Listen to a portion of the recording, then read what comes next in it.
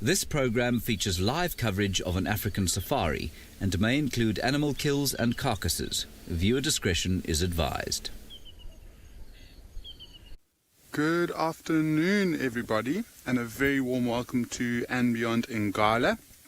My name is Eric, and behind camera, as always, is Owen. And just a reminder, the first 45 minutes is dedicated to answering any questions that the kids have, so please feel free to send through any questions that you have at kidsquestions@wildearth.tv. We have started off rather well this afternoon. If you were watching this morning, we managed to find a pride of lions that we're actually not too sure where they come from or who they are. So Owen and I made the decision to come here nice and early and just try and see if we could put more of the puzzle pieces together. And it seems like a few of those pieces are actually missing. There are only 4 lions around this tiny little shaded patch, whereas this morning we had an extra 2. So there were 6 in total, and now there just seems to be 4 around here. We've had a good look around. It doesn't seem like, at least in the nearby vicinity, there are any other lions around for now. But it's nice to see that these ones are nice and relaxed and sleeping underneath this bush. It might be that maybe another adult drifted away to try and find something to eat in the late morning. It was still very overcast right up until about 12 o'clock this morning, and now it started to warm up really nicely, and I think that's why we're finding these lions nice and snoozy in the bushes there. One on the left hand side rolling around nicely. It looks like it's stuck. No, finally got over.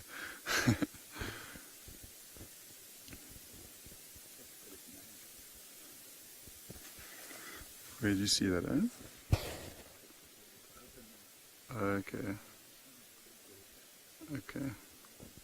So that one that's rolled over gave us a pretty good view of underneath its tail. So that's one of the young females. And then the one right next to it is one of the young males. You might just see the bit of mane growing around the side of the face, and just look at that very cute pink nose. So all of them are youngsters. There doesn't seem to be any adults around this area yet. And so if the mother has decided to go off and hunt, this is exactly what they'll be doing until they get the call from the mother.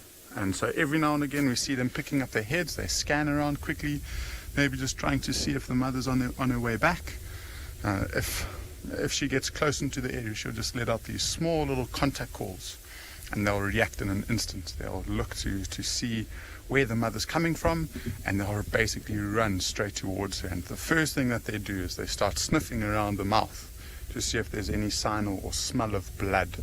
And that will mean that they've got a nice fresh meal to come towards. So they'll get very, very excited. And I think it will be a good idea, at least for the next little while, to just hang around and see what happens with the rest of this pride. That young lioness seems rather arrogant.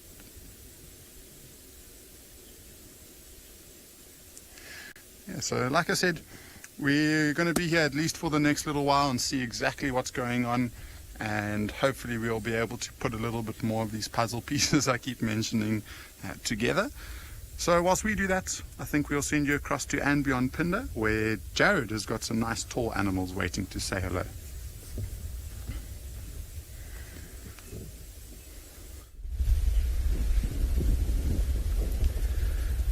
Good afternoon, everybody, and a warm welcome to And Beyond Phinda Private Game Reserve. My name's Jared, and we've got Marcel behind the camera today. And look what we've managed to find for you all. A group of giraffe. 1, 2, 3, 4, 5. 5 giraffe. And how perfect, just for the kiddie section. For all you little kiddies out there, we've managed to find a tiny giraffe. Now, there's something very special about this giraffe. I'm going to ask Marcel to just zoom into the stomach, and you'll notice that it still has its umbilical cord. How amazing is that? So when that baby was inside his mommy's tummy, through that, oh, something's just spooked him. It is a little bit windy, so maybe one of the birds just landed on the mother and she got a little bit of a fright. It's not because of us at all. See, she's now relaxed. She's run off to where the males are and she's completely relaxed. So as I was saying, that umbilical cord that little calf has is where, when that baby's in its mommy's tummy, is where it gets all its nutrients from. Now, giraffe are quite strange. They keep their umbilical cord for some time. It has been recorded even up to about 3 months that umbilical cord will stay attached. And just over time, that umbilical cord will start to shrink and dry up, and eventually it will fall off because it will hook on a tree or a branch and then just pull off. So this one that's the closest towards us, this is the mother of the giraffe. And then we've got 3 males in the background, which is a little bit unusual. This particular group of giraffe seems to have far more males than females. You'll often find that groups of giraffe tend to have more females than males, and the females tend to stick together, where the males will come and go. Sometimes the younger males will stay together in a group. Other times they will move off and walk around by themselves when they're a little bit older. Now, the way I'm able to tell that the difference between the males and females is if you look at the horns. So Marcel, I'm just going to ask you to go right into the horns of the closest one to us. Do you see how thin those horns are? And there's a tuft of hair above those horns. Now let's move over to the ones behind it. You'll notice that those horns are much thicker and also bald on top. So now we know the ones with the thin horns with the hair on top, a little bit like a pom-pom, is a female, and the ones with the larger, thicker horns that are bald on top are the males. And the reason why the males have those thicker horns as well as the lack of hair is because when giraffe fight, they do something called necking, and when they neck, they swing their neck and they punch each other or hit each other with those horns, and they will try and aim for the neck, the legs, and even sometimes they're able to trip the other giraffe that they're busy fighting with. Now, they're not territorial, so they're not fighting for territories like lions and leopards do, but they're just fighting for mating rights. And those mating rights mean that when there is a female for them to mate with, they're able to mate with them. Have a look how tiny that baby giraffe is. You can barely see it above the trees. Whereas if you look at all the adults, much taller than the trees.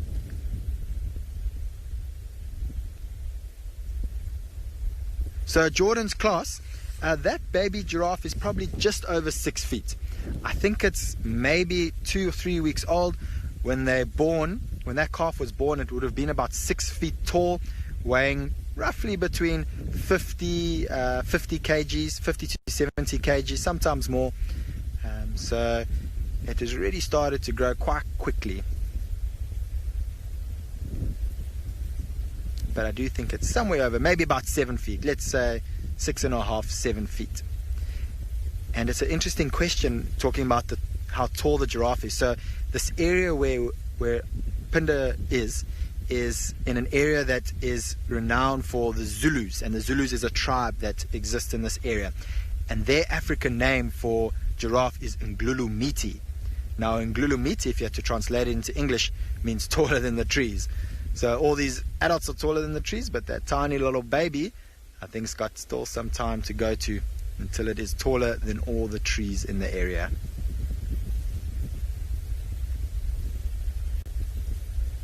Beautiful long tail. Have a look how long and black that tail is on the mom. Perfectly designed for swatting flies that are sort of midway up the body. See how she's lifted her head nice and high, pointing her ears in one direction. I do think that she spotted something in that direction. Ooh, Marcel, quickly have a look at the male to the right. Look at the oxpeckers, everyone. How frustrating must that be? They're busy eating the ticks all around the eyes.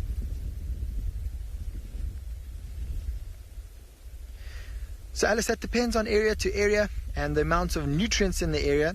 But here on Phinda Private Game Reserve, a very good age for a giraffe would be sort of mid-20s. So about 25 or so is a good age for a giraffe in this area. Seems like those oxpeckers are still feeding around the eye. Oh, it's starting to frustrate the male a little bit. Interesting. Now they're both looking in the same direction. I wonder what they've seen. They don't seem too bothered, so I don't think it's a predator. You would see by their behavior, they would actually lift their heads up a little bit higher. And a lot of people say that giraffe don't make noises, but in fact they do. They make a sound like this. They go poof, poof, poof. And when they see a predator, that is their alarm call. And so if they were to see a lion, leopard, they would make that sound, which would attract the attention of all the other giraffe. And I'd expect all the giraffe to be looking the same direction, and that baby heading over straight to mom. Alright, so I'm going to go investigate to see what they're looking at. Sometimes you might even find it could just be a predator very far away, or hyenas. Giraffe don't tend to be too afraid of hyenas.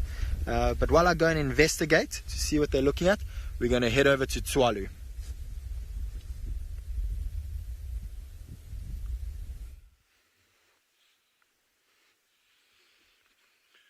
Good afternoon again from another beautiful afternoon at Tswalu Kalahari. As always, Jandre on camera there. And it's great that you can join us again this afternoon. I don't have a specific plan. Jandre and I are just going to amble around, see what we can find for you. Well, when I don't have a plan, I've got one idea. I'm going to try and find a really special bird. It's a pair that I've been looking at for a number of years now. I can't always guarantee that we'll find them, of course, but we'll try. Yeah, so we're just going to have to be a little bit patient with that. I'm not going to give it away as to what it is, but what I will say is that they normally nest on the ground. They have been known to, well, they can nest up trees and that as well, but they normally nest on the ground, or sometimes on top of sociable weaver nests. But I'm not going to give you any more clues than that. And I think for the primary reason is, I don't know if we're going to actually be able to find them, but we're going to try. So I think let's head on and see if we can get any cool birds for you guys this afternoon. And also, you know, as we go out, just as always, please feel very, very welcome to ask questions about this environment that we're in. The Kalahari is a really, really remarkable place. And Tswalu in particular, you know, it's got incredible diversity in terms of terrain. So it's not just, you know, typical Kalahari veld, you know, these rolling dunes, but it's got these lovely rocky hills and that as well. So it's an incredibly diverse system. So feel free to ask us about that. And if we can answer any of the questions, we will. And if we can't, we will find the answers.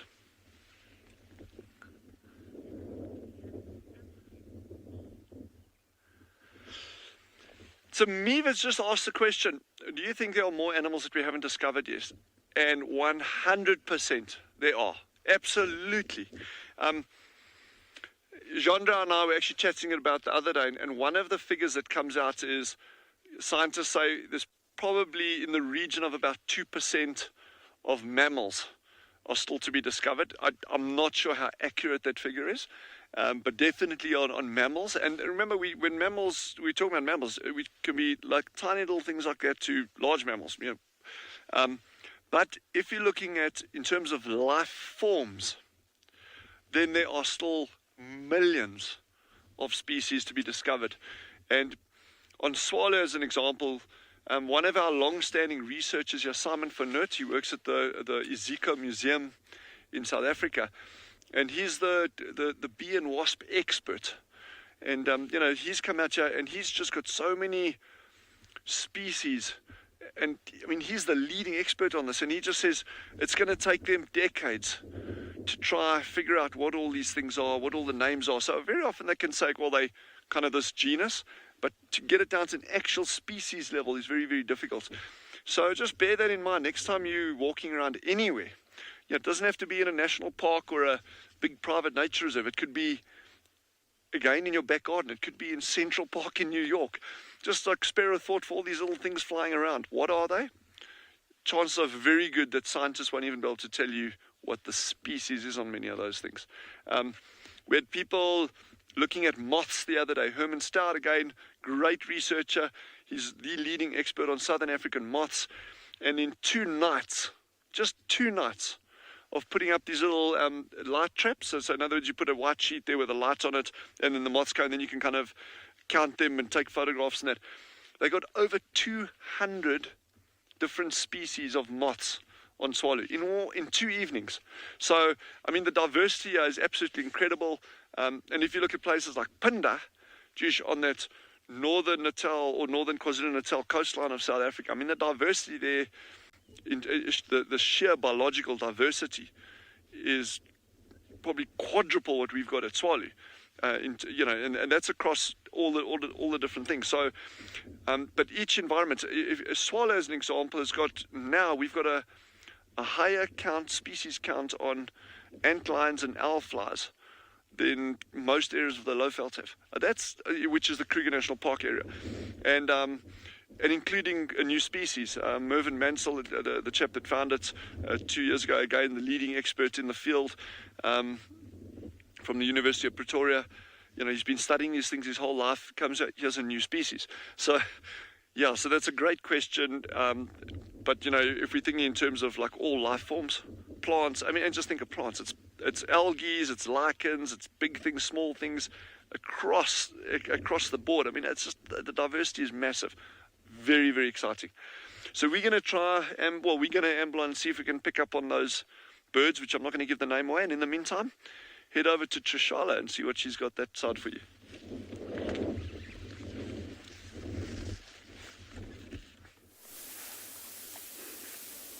Good afternoon, everyone.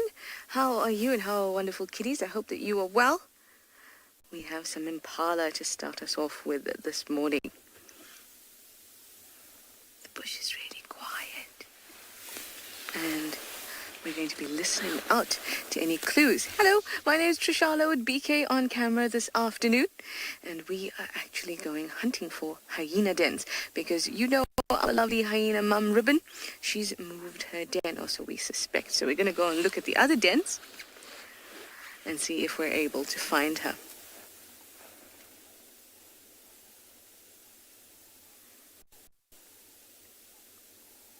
Animals like these Impala, will also alarm at hyenas. So it's important to sit and wait and listen out. Antelope are awesome to watch. You can see them eating. Got their heads down. And when some have their heads down, others have their heads up, so that they're not caught off guard by a predator.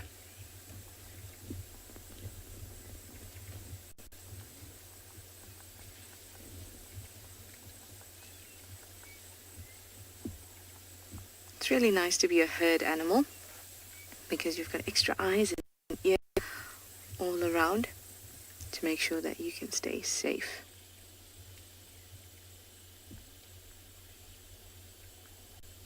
These guys look really, really relaxed. I don't think anything's been bothering them, at least not recently, like today. Now, I have checked the Shibama Road Den, that's where I am at the moment.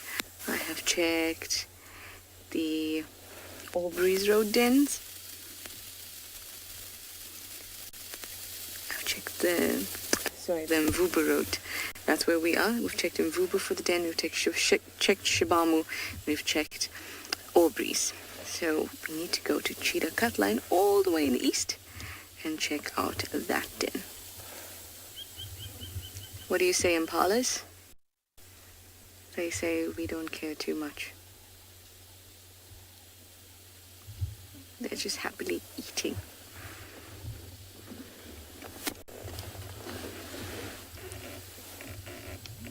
I have another little friend here.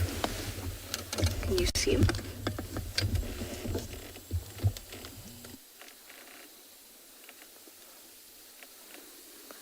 It's a little caterpillar, a little inchworm. You'll see when it moves. Although it's decided not to move for now. It's going to be my co-host today, everybody. Trishala and the inchworm.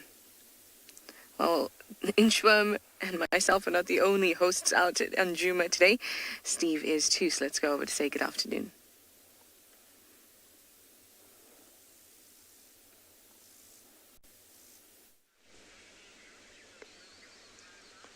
Good afternoon, everybody, and welcome to Juma Private Game Reserve. We've been looking for Thandi once again this afternoon. She moved off from her kill as she was chased away by a lioness. We found her track heading back towards where we tracked the cub this morning. Here's the cub. Good afternoon, everybody. How awesome is that? My name is Steve, joined by Verden again on camera. We're just driving through. This is where we tracked her to this morning, the little cub. We're not going to stay. We're going to have one more view, and we're going to leave. If Mum is here, we could stay. We've been here for about 30 seconds, but I don't see Mum. We'll go back and work the area, see if we can pick up on the lioness. There's a young lioness that came this morning after we left and stole the kill from Thandi. It's the young Uma lioness. Just going to leave. We're going to be out of here. This area will be closed off for now. How awesome is that? That's exactly where we looked this morning when we tracked her down here. And then we tried to track her back. Couldn't find her coming in properly. And so I thought we'd just do a cursory little drive past, and Vanna just spotted him. Little boy. How awesome is that? It makes me melt. Okay, so we're going to find Thandi now. We're going to try. Now, everybody, the reason why we're moving off is because with the cub, you don't stick around due to sensitivity. Obviously, lots of distance is okay, but we've just got policies behind that. So we've left now, and we don't know where Thandi is. We're going to see if we can find her or that lioness. In the meantime, let's send you back over to and beyond Ngala.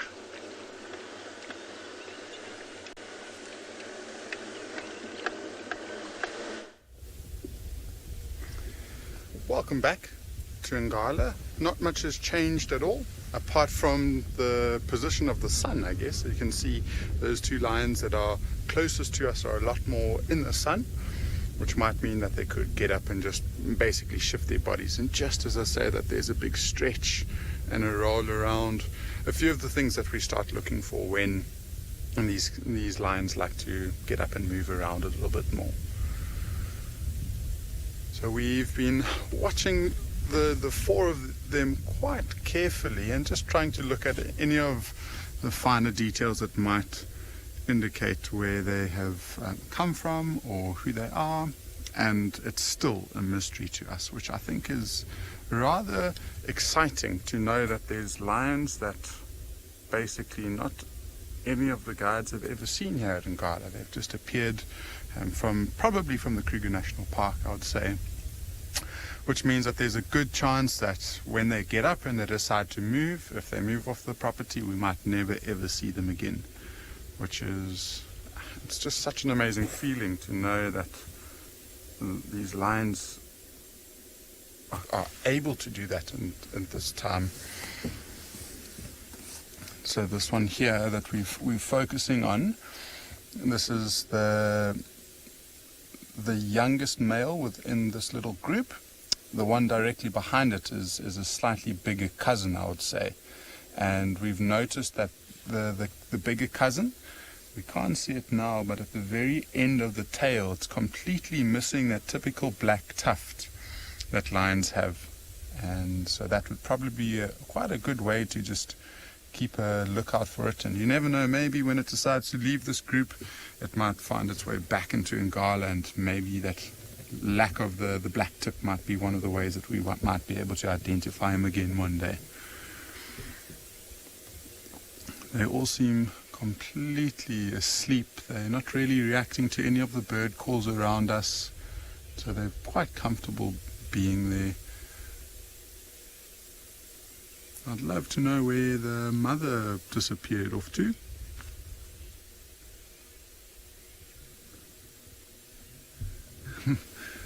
Maria, you've asked a question about if lions sleep all the time or most of the time. And it seems that when we're watching them, they tend to sleep most of the time. But it's also got a lot to do with their behavior, Mario. And one of the reasons why they sleep is because it's conserving and it's resting, so they can save energy for when they need to hunt and when they need to move around. And that one's just rolling over a little bit more into the shade, so it's probably good for another 20-30 minutes or so. So Mario, they only tend to move around when they need to, because it tends to be quite a lot more taxing to use energy, and they need to just be careful. They don't want to waste too much of it. So I mean, they can typically sleep.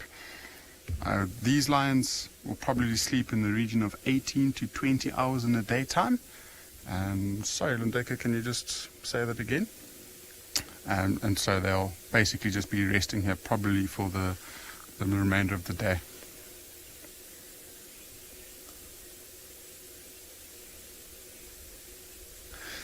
Yeah, so I think we might just stay here for a little bit longer to see if anything else changes. If nothing in the next 15 minutes, we will probably end up moving off, and we might end up heading towards a waterhole. So we'll send you across to Tswalu Kalahari, where Dylan's got a nice bird for you there.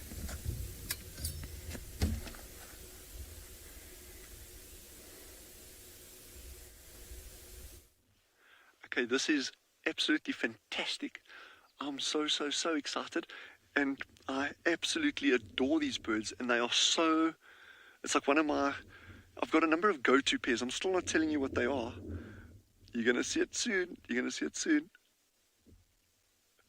Look at that. It's a spotted eagle owl. Very common on the reserve, but very difficult to see in daylight. You know, we typically associate owls with as being nocturnal, which they are. So you don't often see them in daylight hours unless you know really where they're nesting, that kind of stuff. So this particular pair, I've been watching these birds for years now. It's never a given that I'll ever find them, but at least we know the area, the hillside that they like staying on. So and Jandra and I actually came past here the other day, and we searched. We didn't get them. There's the second one. So this will be a territorial pair of spotted eagle owls. Yes, I'm so chuffed you got these. It's lucky. So lucky. So yeah, so this territorial pair, they'll defend their territory very aggressively against any other spotted eagle owls that might come into the area. If they start nesting in a site and it's successful, okay, let me just put that in perspective there. Their nesting site, they just nest on the ground, and occasionally they'll nest in trees if there's like a sociable weaver nest, or like a big platform or a rocky ledge that they can get on. They'll nest in other sites, but normally it's on the ground. But it doesn't mean that they will use the exact same spot on the ground every season. Yeah, it could be 3 rocks to the left, or 10 rocks higher, or 1 rock lower, or whatever. But within this area, if they've nested successfully, they will use that same location year after year after year after year. And I think the pair that I've been watching for the longest on Tswalu, that pair's been at that site for about 10 years now. And again, I don't know how much longer it was there prior to that. Now, that's also very interesting in terms of these owls, because, you know, in terms of their lifespans, yeah, they being predators, there's obviously a lot of wear and tear on them. Yeah, they're catching mice and little birds, and they're eating scorpions and a lot of insects for spotted eagle owls. But it's just the nature of a predator. There's a bit of wear and tear on them. So the longevity of these birds in the wild will be a lot less than a bird in captivity. I would have to check up on the data as to exactly how long they can live, but you know, what interests me in terms of how long that other pair's been there, at least 10 years. I wonder how long they were there before I actually even saw them for the first time. And it's, you know, these things, they're monogamous, so you get a male and a female that will pair up, and they will stick together as long as they can to defend that territory and that. And obviously, if something happens to one of the pair, then the other one will need to find a mate again. Now, what I don't know is if they find a mate, do they just use that existing territory? I would assume so, particularly if the mates moved in, or the extra ones moved in as a dispersal bird into that area. But there's always the risk if they lose the territory, and if it's only one bird, they could lose that territory very, very easily.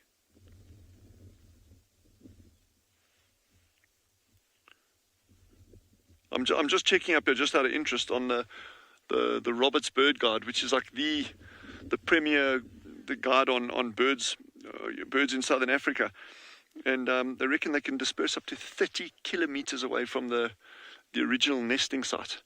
And 30 kilometers is, that's a huge distance for owls. And again, that's one of the reasons no one should be using rat poison or rodenticides, to control them.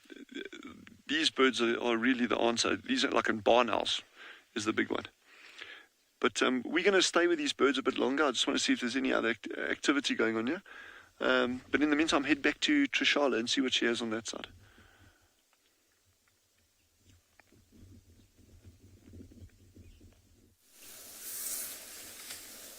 We have Ailey's that were just wanting to touch the car. They were so close. They've just moved off a little bit now. And absolutely calm. Beautifully comfortable and calm. Didn't give us a handshake or anything. They just wanted the particular grass that was around the car.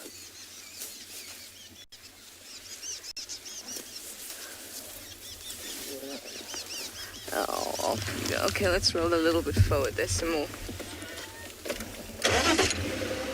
Actually, I don't think I can roll. That's why I switched on. There's these guys through there. Actually, there's two that are having a bit of a... Okay, let's turn around. We can have a view from here for a little bit. And then we'll turn around.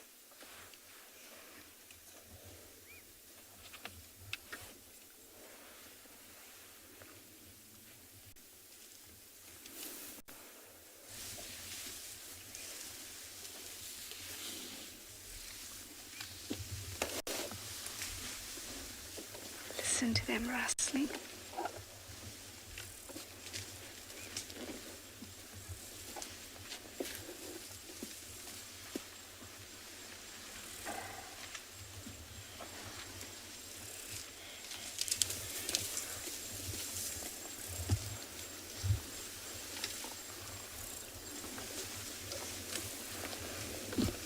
Hi Max, you're 8 years old.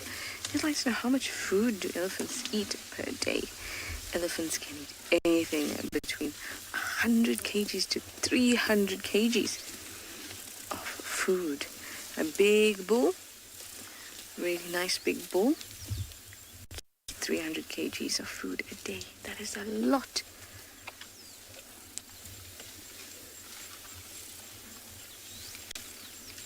That's why every time we see them, they're eating.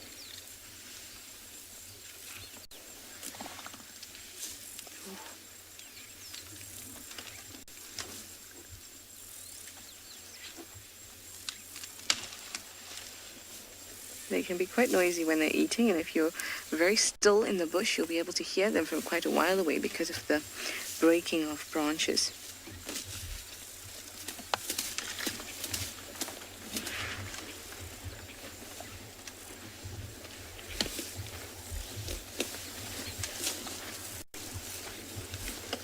You can hear the branches breaking, you can hear them pulling out the grass, you can hear them hitting the grass against themselves to dust it off.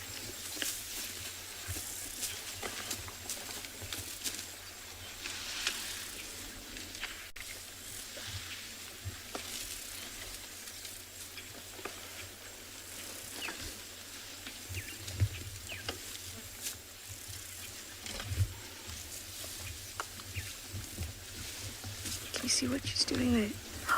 So She grabs the grass with her trunk and then uses a foot to cut it off from the ground. Watch again. And then, there we go.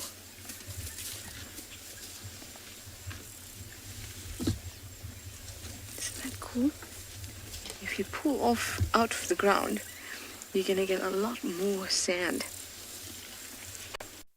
So you'll find that elephants will do this sometimes.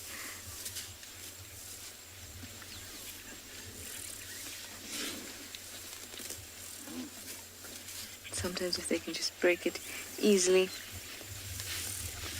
they'll just pull the tops, like she's doing there.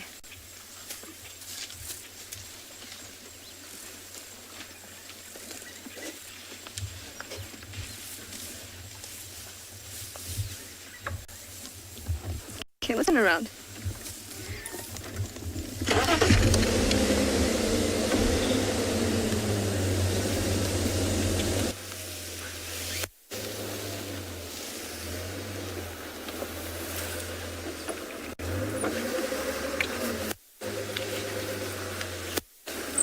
Oh, I see a little guy in the road in front of me.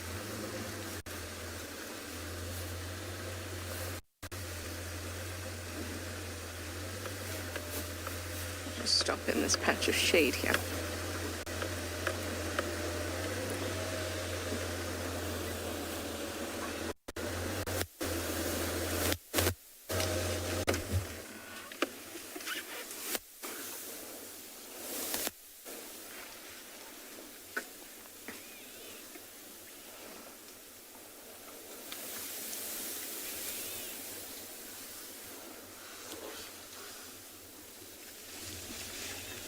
Really, really, really relaxed.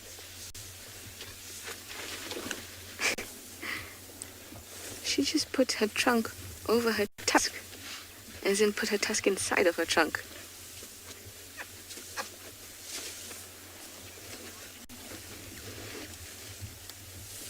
Casper, you'd like to know how old is the oldest tree on Juma? Well, it is, I don't know, firstly, because I haven't checked out every tree, but the leadwood tree stands for very, very long. In fact, many tens of years after it's actually died.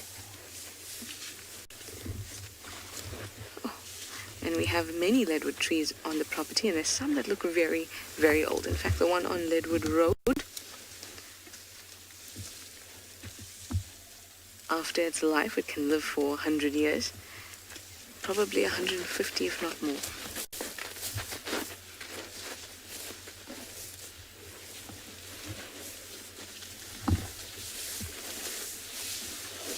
Oh, no.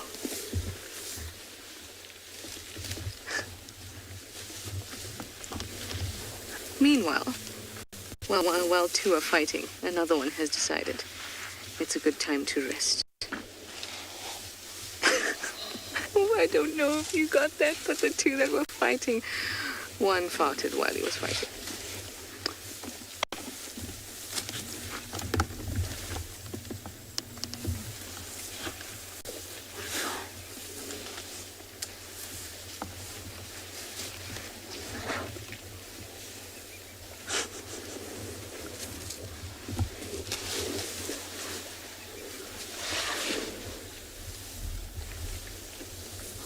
These are just awesome to watch.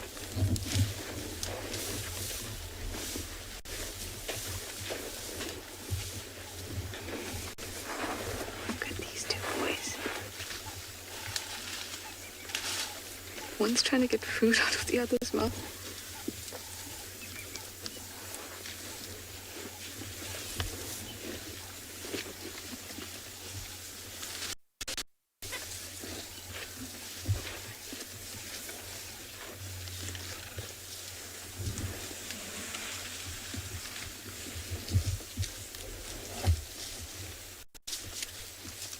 Everyone's calmed now. Calm down now. Oh, spoke too soon.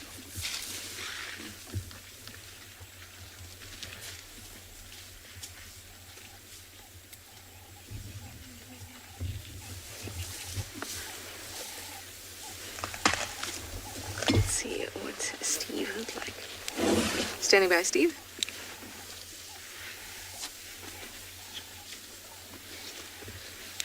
I'm with some Ilias and Mvubu at the moment. I'm going to go central Cheetah Cutler and check out the den by Firebreak.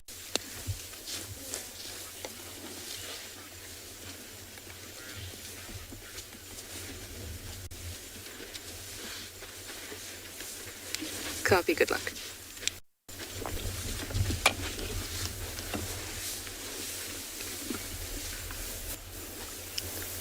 Oh, I'd like to think that that's an elephant kiss.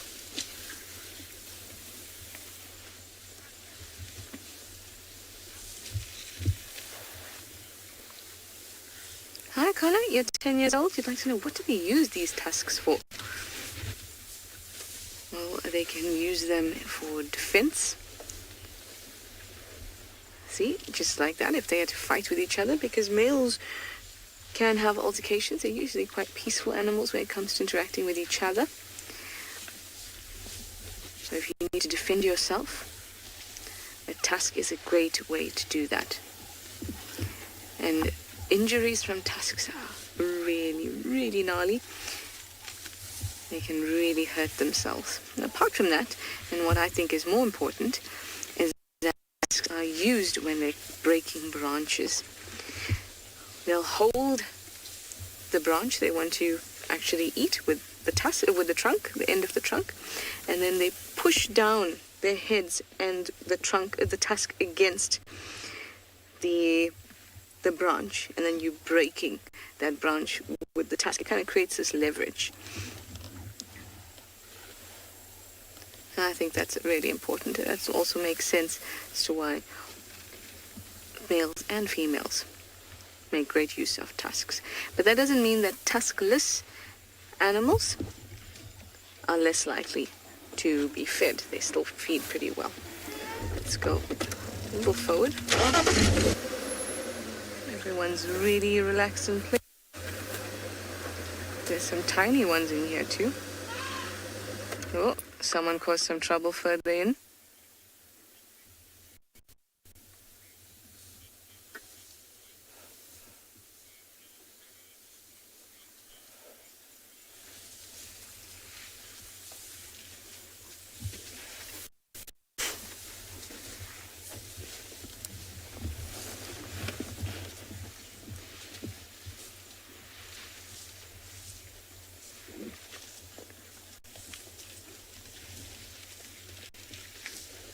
Interesting stuff going on in the Game Drive radio. Yeah, well, it's no wonder these little ones are a bit raucous. The older ones are also behaving a little bit badly.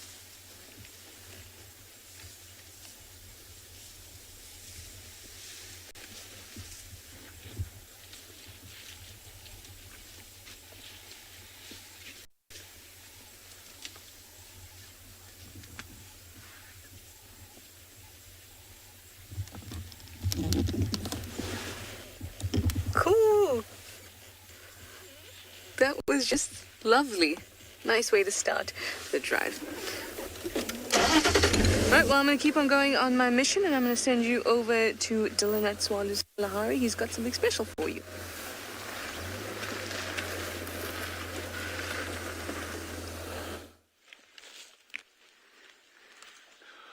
So what we've got here is the coolest thing. It's a tree rat's nest. And, you know, you can pass the same place multiple times over a long period and just miss stuff. And just driving past now, I was like, hey, Jandre, check there. It's like, here's a nest. So these are tree rats. And we went for years and years and years in Tswalu without even recording these. But suddenly when you know what to look for, there they are. They don't all construct nests that are this bulky and this obvious. And okay, you can't see it from there, but there's like holes all over this tree and at the back over here. But this is a very, very typical nest structure of these little animals. And they are so, so, so cool. They very rarely come down to the ground unless they're foraging for twigs. Then they'll sometimes come down. Or occasionally, if they're staying in a very, very open area in a tree, to get from one tree to another, they'll come down, run across the ground, and then up. Obviously, here there's enough cover for them to actually get from tree to tree without having to come down to the ground. But it just shows, you know, there's a lot of other funny little things out here that we could look for. They're strictly nocturnal, unfortunately. So as I'm sitting here, there's probably a whole pile of them like fast asleep, you know. But they are absolutely adorable. I mean, and they're feeding a lot on seeds from the seed pods on the acacias or the thorn trees here, as well as insects. And they often gnaw, and I can't see, I mean, there's some examples here, but they're really tucked away, where they actually gnaw the tree bark, and then where it's been gnawed, it starts exuding a little bit of gum, and that's what they like feeding on as well. But yeah, that's just out of interest. It's pretty cool to see these things are around. So we're going to carry on and just see what's up ahead of us. I don't know what is.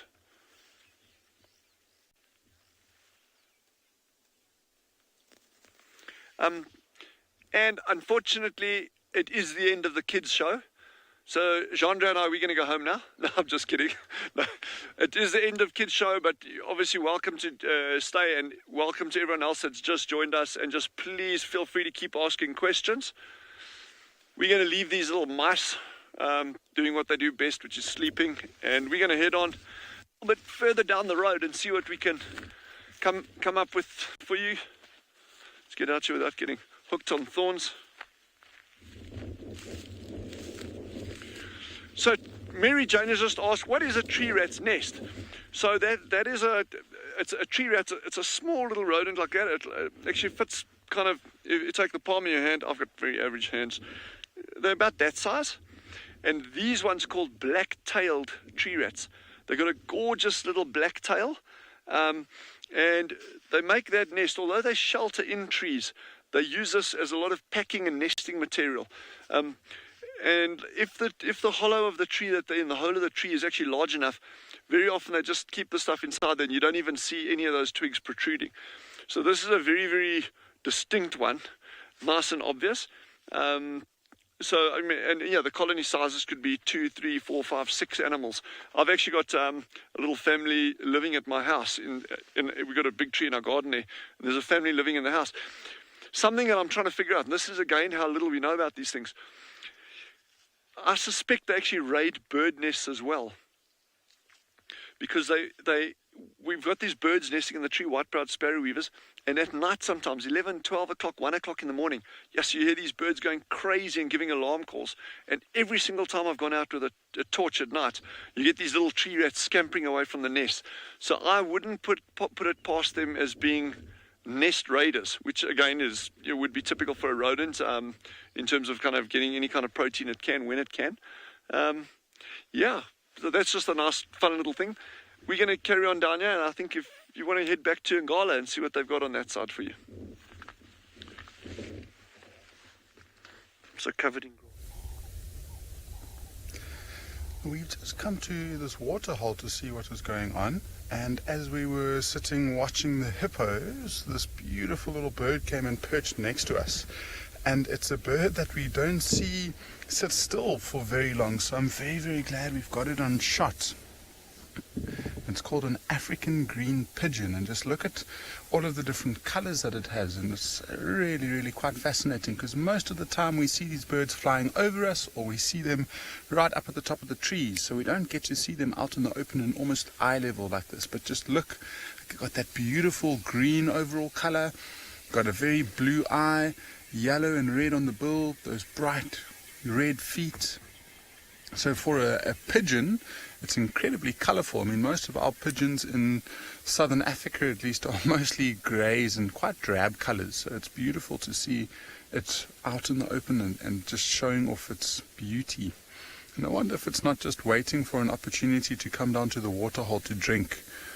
Maybe that's why it's just stopped and it's just surveying the area, making sure that there's no potential predators. Something like a small little raptor, like a little sparrowhawk or a gabar goshawk would definitely target a plump pigeon like this. I'm amazed at how still it is. really is quite an interesting sighting of it. I think we'll just quickly shoot across to the Waterhole to show you that we've arrived. So we'll pan across here. I'm sure this is a waterhole that most of the viewers, if you've been watching for the last couple of months, have come to know quite well. And it's surprisingly, especially for the weather that we're experiencing at the moment, there's not too much in terms of mammals that are coming down to drink. A moment ago there were hippos, but it seems like they're camera shy. They've just disappeared. I don't see any. We had 3 that were lined up really nicely, and now they've all just disappeared.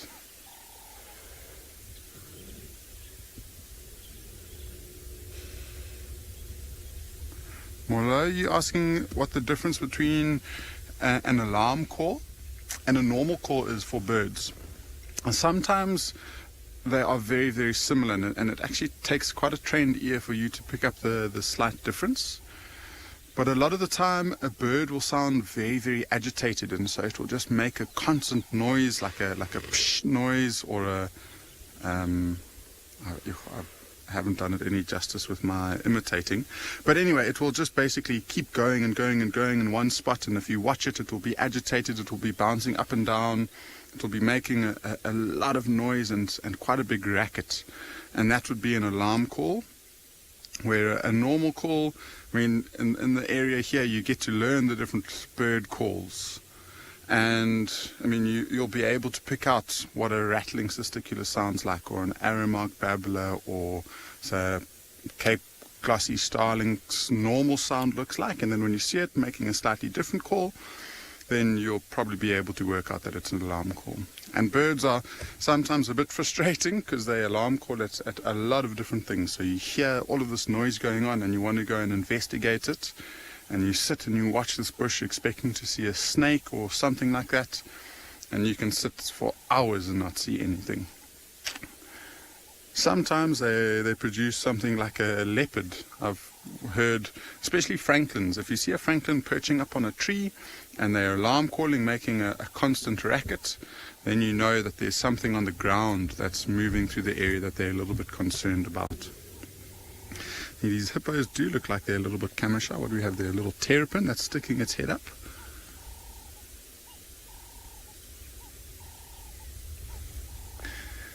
Yeah. A little terrapin, they're the hippos. I think they might just take a deep breath and disappear again. There they go. Alright, so they're obviously camera shy. They don't really want to show their faces too much. So we might continue on down towards the Great Timavati River. And whilst we get there, we'll send you across to Steve, who's got a hyena this early on in the afternoon.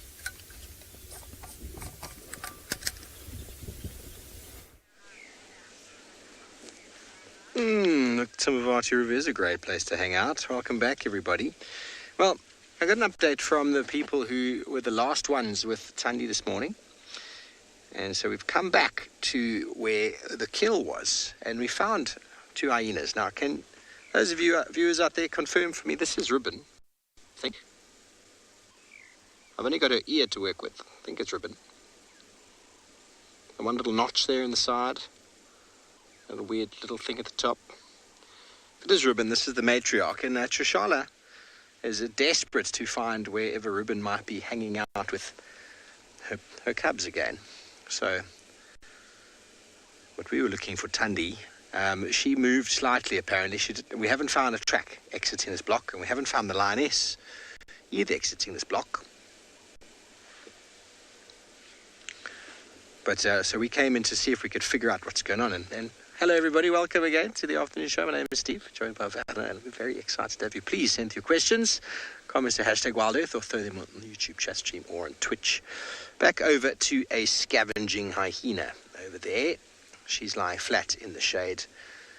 We drove in towards the kill, and a little bit south, where someone said that they'd left Thandi. The lioness was left underneath the kill, and now we were driving in slightly a bit more to see if we could find either of them, and we found hyenas. Now, hyenas are very good for us because they often lead us to where we want to go. And we've already found Thandi's cub this afternoon. She hasn't gone there yet. It's not to say she won't, But the hyena is seeking a bit of shade, so will she, for now anyway. And maybe the next half hour to an hour we might make a turn and see if any tracks exit this block. So everybody, if you have the time and inclination, please feel free to go to the link below. Support us any way you can. And continue to bring wild and wonderful and wilderness adventures from the wild for you. Hyenas, lions, leopards, pangolins from Tswalu yesterday, Tswalu Kalahari. There's a smorgasbord of animals on show. Leopard cubs. I really want to find this lioness this afternoon. Miss Manchas reckons that maybe Ruben's looking for some alone time. You know, Miss Manchas said it's the case with lions, leopards and hyenas is that as soon as they get to the den, or wherever it is their cubs are, the cubs are overwhelmingly enthusiastic to see mum. You know, it's very similar to if you've got dogs or pets. Not cats really, but dogs. When you come home, the dogs are so excited to see you. Anybody got dogs when you come home? Boy, they go crazy, even if you left for 5 minutes. And every time these mama bears go back to their place of kids, where their kids are hanging out, it's overwhelming. And the Unkuhumas with all of those cubs, all 9 of the cubs, it was overwhelming because they would just go after every single lioness they could until they wouldn't try to share it out, would they? No, they wouldn't go 2 or 3 per lioness. No. All 8 would go for one lioness trying to suckle. So indeed, every mom needs a little bit of personal time. Mums out there, can you relate? A little bit of personal time. Moms also need to go play a little bit of golf, if you know what I mean.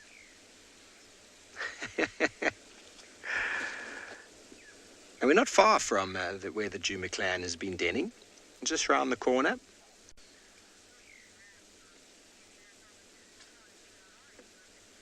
Very good. Well, we've got some flat hyenas here in Djuma Private Game Reserve, and all over in the west, in Tswalu Kalahari, they've got some flat cats of their own.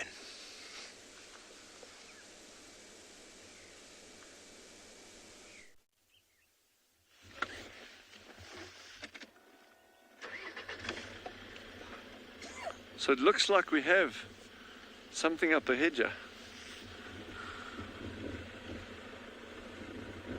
What can it be? What?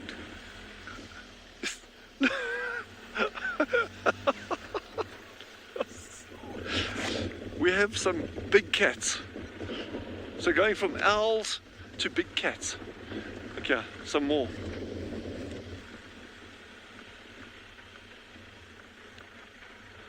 I apologize if I lost comms here, but it's just been a little bit wonky in this area that we are here. And we got another one lying just ahead of us here.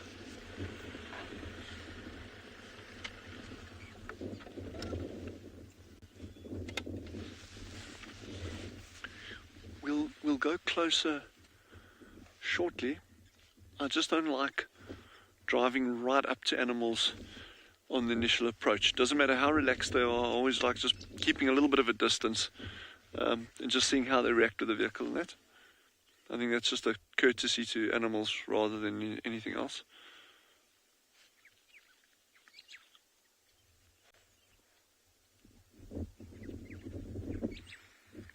So one of our tracking teams located these animals this morning, and they'd actually been on an eland kill. So an eland is a large antelope that we get here, and they'd been on this eland kill far east. So Jean and I were just sort of like pottering around this area on the off chance that they'd actually moved down to where the water is. It's not in frame now, but the waterhole is about 100 yards to our left-hand side. So I'm sure these cats would have actually drunk already. Now they've just been lying down in the shade.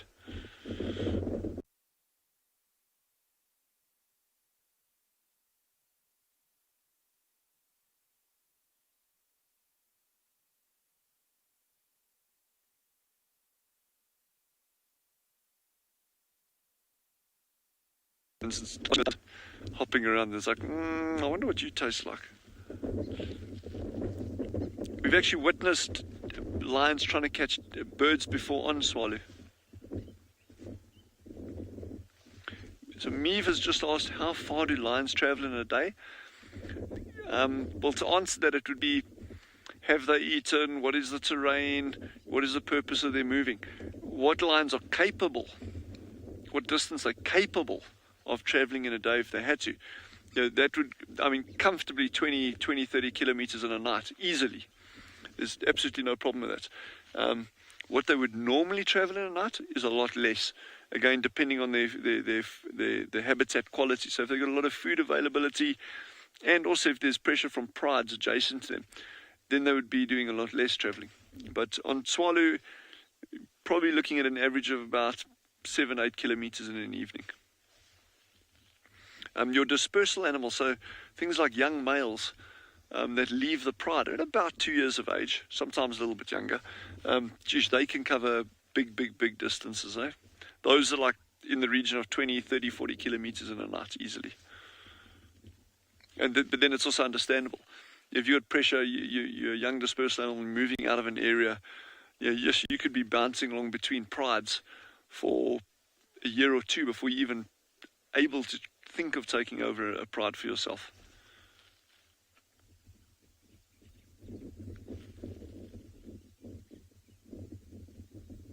I love these lucky sightings. I'm a big fan of putting in the hours and the effort to track anything, and whether it's a lion or a mongoose, But occasionally you get lucky and you're just ambling along and okay, there's cats there. It's always fun. But they do not seem particularly keen on doing anything this afternoon. So I think what we'll do is we're going to head over to Taylor and see what she's got on that side for you.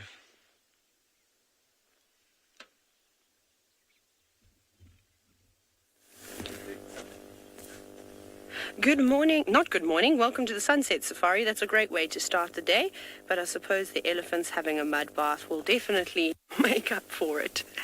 But we're just sitting down at Ngala Dam, which is my favorite property to sit on because we're on Pridelands. Now, of course, I'm nervous because I can't speak English anymore. My name is Taylor, and on camera with me today is Gert.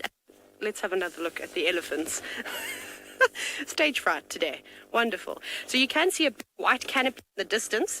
That is the eco-training camp.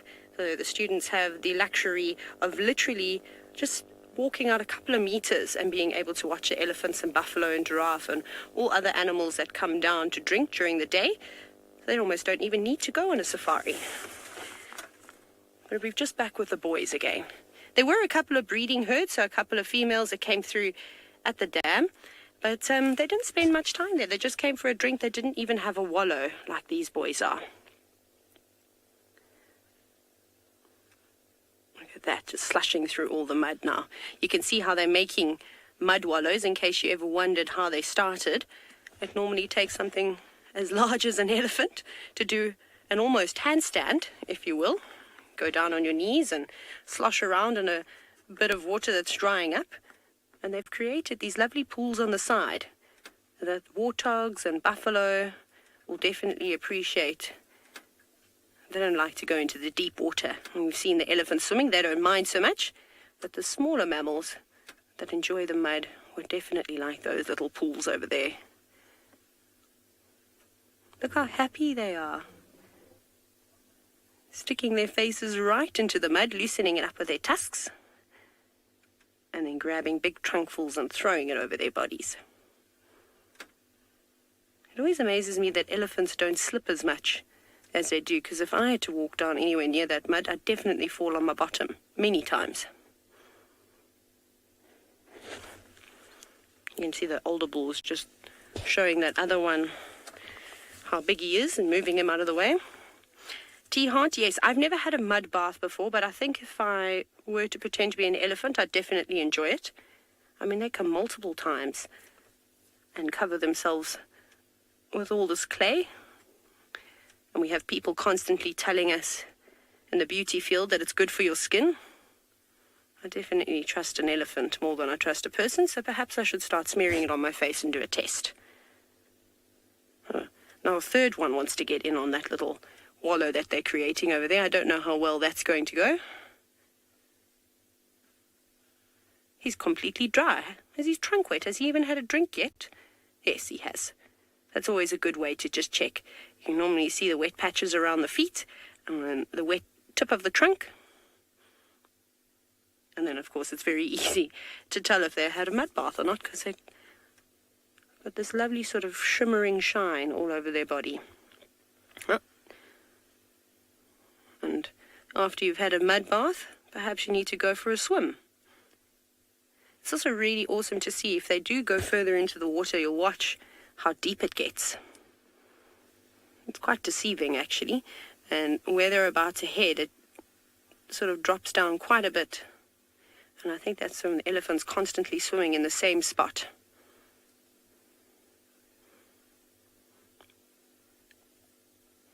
Now, I haven't seen this dam for a full season, but supposedly it doesn't dry up all the way. Now, mud, of course, helps a number of different animals sort of protection from the sun, so it does act as a sunscreen. However, elephants have got very thick skin, and their skin is quite a dark color already. So it's got a natural protection from the sun, but it will help and keep them nice and cool, so that mud goes in all the little cracks and crevices on the elephant's skin, and then creates a nice cool layer, and then that sort of hardens up. And then, of course, it's very good for any parasites. But the best way to keep cool is to do what that elephant is doing right now and submerge yourself. It's an interesting shot. Imagine you've never seen an elephant in the wild before, and the first thing that you see is one trying to do a handstand underwater. So you can see how deep it is there. And under it goes again. Oh, multitasking.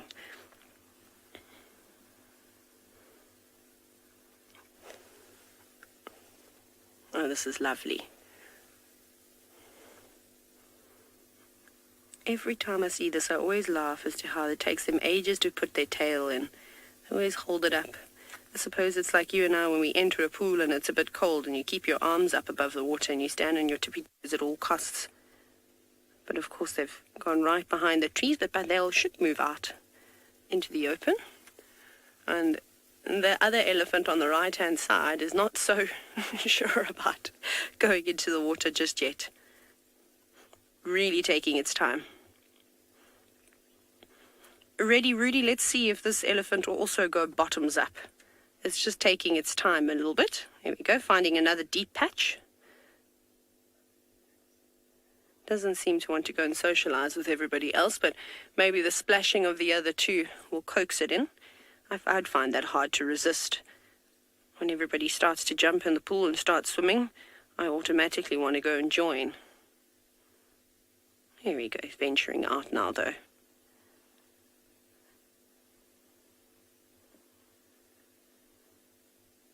Isn't this lovely? It's very soothing to watch things like this. You can spend hours and hours just at camp, sitting behind the safety of a whole bunch of logs, and the elephants don't always come around to that section, and really watching them just do their thing, and they just ignore you. They're not bothered by the people at all. There we go, yes. Go play with your friends. So they're very social animals. Even though we see those big bulls spending a lot of time on their own, these are in no way big dominant bulls just yet. They've got a lot of growing to do. But it's nice to meet at a common sort of point like this, like a watering hole, and to sort of catch up on the daily news. And of course, play in the pool. Although I'd say it's frowned upon, however, to defecate and urinate in the swimming pool. But with elephants and any other wildlife, they just do what they want. It doesn't bother them. Going completely under the water.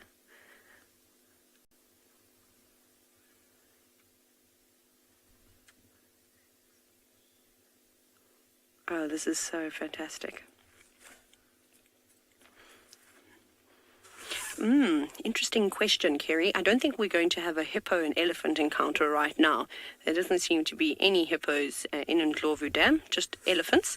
But if an elephant were to step on a hippo's foot, I think there would be much pandemonium. However, I don't think it would ever get to that case. I don't think that a hippo, firstly, would allow an elephant to come so close. They're very protective of their water sources. And because we are going into dry season, all the water holes are drying up. And I know at Djuma there's been some amazing sightings of a hippo bull that resides in, I think it's the dam right outside Vuyatela camp. And he chases the buffalo away all the time. So the hippo would probably open its mouth up and show its big teeth and say that it's unimpressed with the elephants. But at this moment in time, there's quite a bit of water around. So if there was a hippo here, it might also just move to the opposite side. The elephants seem to favor one side of the dam, and they'll swim here. But it's not uncommon to have sort of collisions between animals during dry season. Sometimes there's been many sightings all over Africa with rhinos and hippo, or rhinos and elephant, or buffalo and rhinos, or buffalo and elephant, you name it. It always kind of happens. And then, of course, if you in places where crocodiles are quite prevalent, they're also basking out on the banks, and they can get in the way too. And they're just trying to sun themselves. But there are not too many hippo that come through here. Just every now and then we see them in the dams, and there was one hippo living in this dam for some time, but it has gone on a long walkabout. But at some point it will return, because this dam does keep water all year round, and we've been lucky. We've had a good rainy season this year. It's not like back in 2014-15 where there was a horrific drought and pretty much all water sources sort of completely dried out, which was very sad. And this is very typical boyish behavior. Jumping on one another's backs. So there you go. You can see how thick their skin is, because if they didn't have very thick skin, that tusk would probably pierce straight through it. But on their backs like that, it'll be a couple of centimeters. But they're also not being aggressive. They're being very playful, and I'm sure they know their boundaries on how hard they can push so that they don't hurt one another.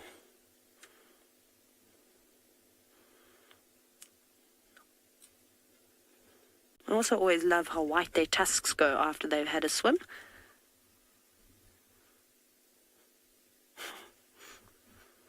I must say, it's very hard sitting here. I have to practice a lot of self-control, because I very much want to go and join those elephants, but that's frowned upon, of course. We don't interact with wild animals like that. We just sit from a distance and enjoy them. But that would be fun.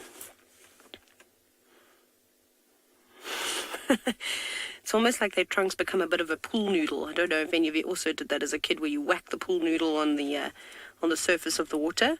They do that at one another quite a bit.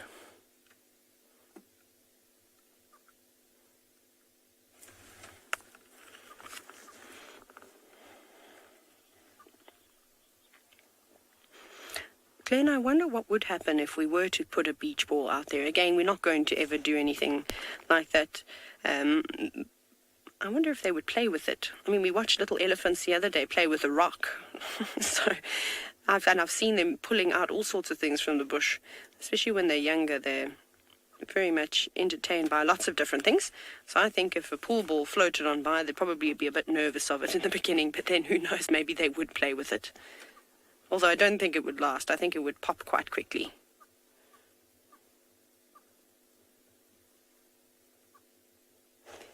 I'm just looking up to see if there's any more bulls coming down. This is such a nice time of the afternoon. The light is so lovely. It's very much a photographer's paradise, Pridelands. There you go. You can just every now and then hear the clashing of the tusks as they push and shove one another around. It also must feel so good on their bodies. Imagine all that heavy weight, carrying that heavy head and trunk and those tusks around all day long, and then to feel, they must feel very light in the water.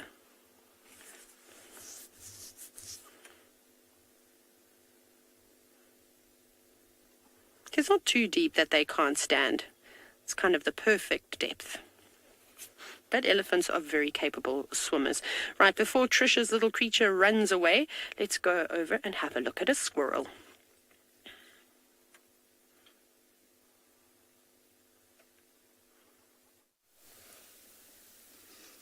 My little creature has run away. Indeed.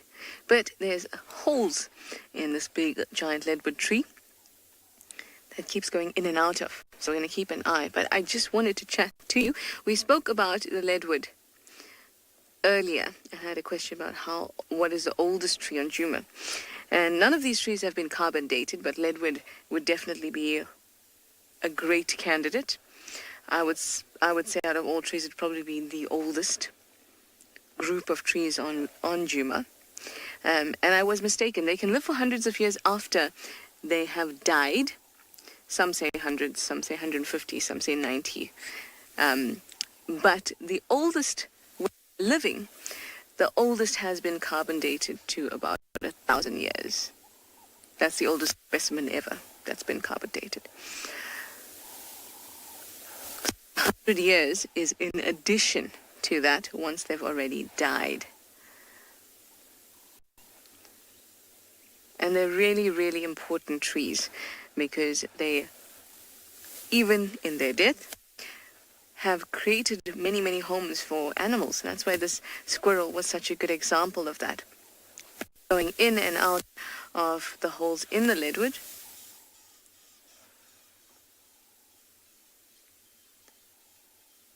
That was its cue to come out and perform for us, but obviously it's on strike today.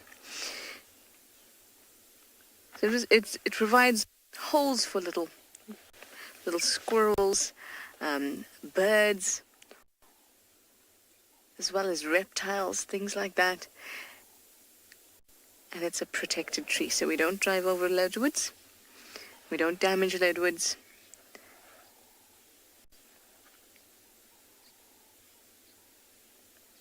Des, when you say it's a zombie tree, it does look like it. In fact, when it has batsliers sitting on it, it can be quite a zombie-looking tree indeed. So what you're seeing now, that bark that you're seeing is actually the inner bark of the tree that's all wavy like this. The outer bark kind of looks a little like a pixelated screen or crocodile-type skin. There's these, the fishes are all rectangular on the outer bark, but because this tree is so old, that outer bark has fallen away, and now you're looking at the inner bark of the tree.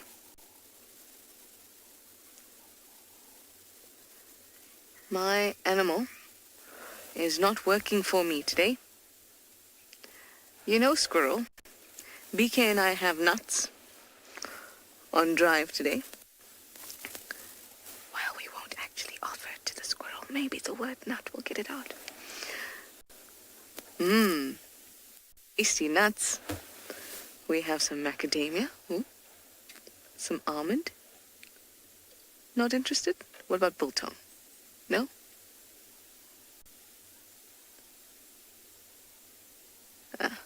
Clearly nothing's going to entice this guy out. So there you go. One of the strongest, densest trees out here. Density of about 1,200 kgs per meter cubed. That is a lot. That's why it stands so strong and so tall for so long. Anyway, I hoped that the squirrel would make an appearance, but apparently not. So let me send you over to and Beyond's Ngala, see what they're getting up to, and I'm actually going to Steve.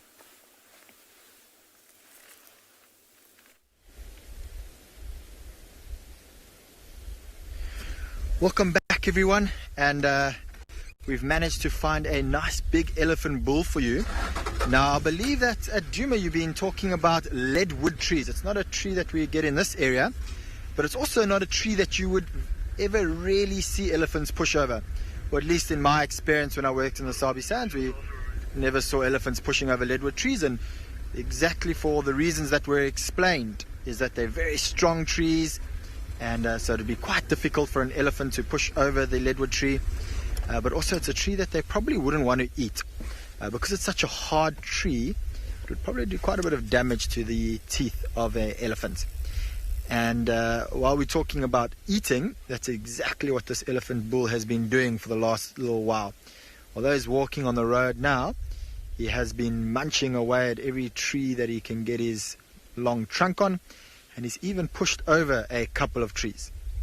So although that is seen as destructive, it's not destructive at all. It's all just part of the way a elephant feeds. He likes to push over trees to get to the roots of the trees, get to the leaves, and therefore also allowing other little animals that can't reach those leaves to be able to feed. You'll see that he's not flapping his ears too often.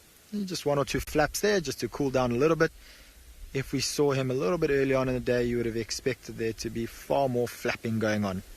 But it's nice and cool, so he doesn't really need to use those ears to cool down.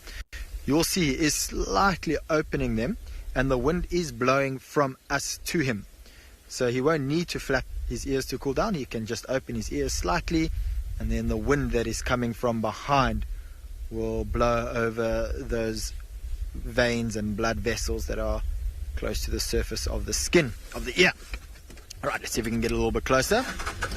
Marcel, if you just want to have a quick zoom in on the road here, you'll notice that there looks like there's a drag mark. And some of you might think, oh, is that a drag mark from a leopard dragging a kill? It is in fact a drag mark from this elephant bull. While he's walking along, he's busy dragging his trunk. It is often a sign that an elephant bull might be in must. When they're in must, they tend to drag their trunk more so than an elephant who isn't in must. But I had a look. I didn't see any signs that this bull was in must.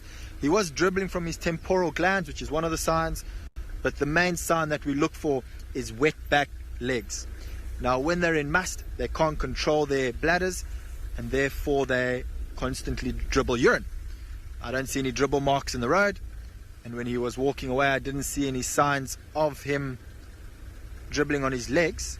So it could be that maybe he's just going into must. You could see secreting from his temporal glands, or maybe he's already been in must and has come out and still has just a slightly heightened testosterone level. But he hasn't shown any sort of aggression towards us, which is what you would typically note in an elephant bull in must. So I think it's safe to say that he isn't in must at the moment. Now that secretion that you can see just behind his eyes from the preorbital gland could be because of many reasons.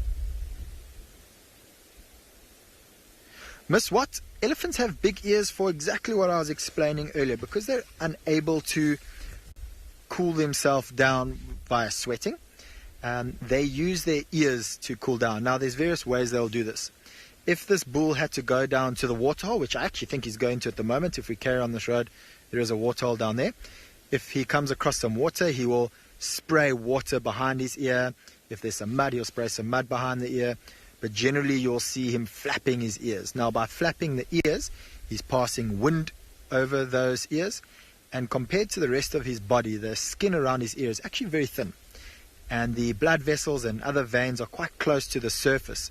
So by cooling those blood vessels down, he cools his own blood down, and therefore he will drop his internal temperature slightly. So it's a very effective cooling system, much like the radiator in a vehicle, in fact. Seems that he's also using those big ears to listen to me at the moment. You could see I had stopped feeding, turned his body slightwards, was watching me as I talk. Often when you see elephants just standing still like that, it is because they're listening. Now, could be listening to me, could be listening to other elephants. Their ability to hear elephants from a long distance away is incredible. Not necessarily used, or his ears aren't necessarily used to hear those elephants. They think that elephants can pick up the vibrations in the ground while they're communicating to each other for many, many kilometers. He's got a nice big branch in his mouth there. You see nice and green leaves. So we are starting to go into winter, so we'll start to note a change in eating habits of all the elephants on Phinda. In summer, when it's raining, the grass is lush and green, but as you can see from us to him, all the grass is yellow. So it has lost most of its nutrients by now, and so elephants tend to then move over to eating leaves, bark, roots, and the occasional grass along the way. And so he's obviously found a very scrumptious tree to feed on.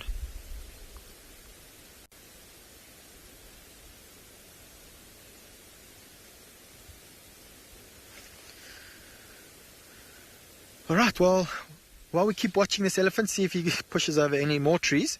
Unfortunately, we haven't seen him do anything in the last 5 minutes while we've been viewing him. Let's head over to Tswalu to see what they have for you.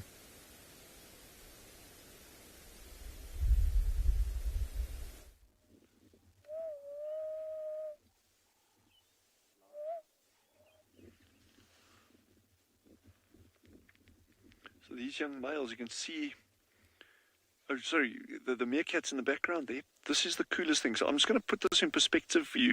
We are sitting here, you cannot imagine how lucky we are to see this. Okay, so the meerkats that Jandre was just on, and the lions in the foreground, we've had a particular film crew, I can't mention names, but years ago, they spent about 5 weeks at the same spot trying to get meerkats, those little critters there, and lions in the same frame. And Jandre and I rock up, and there's meerkats and lions in the same frame. Jandre's like, yeah, what's so difficult about this? That's because he's a master cameraman.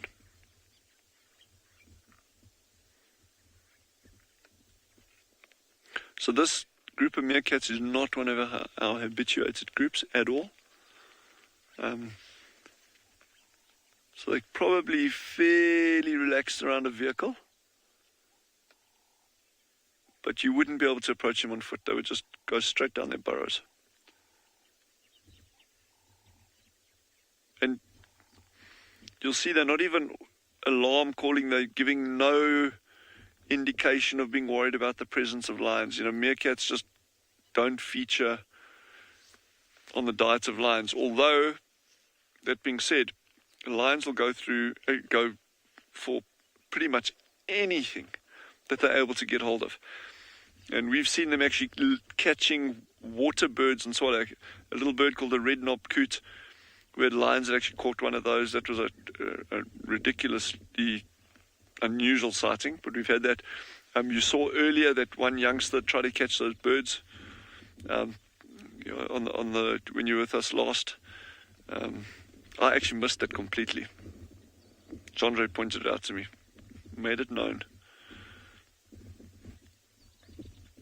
So I don't think meerkats will feature, certainly not on their normal prey range, but you never know. I mean, if they, especially young lions, these sub-adults, they will try to take anything, and that's also part of the learning process.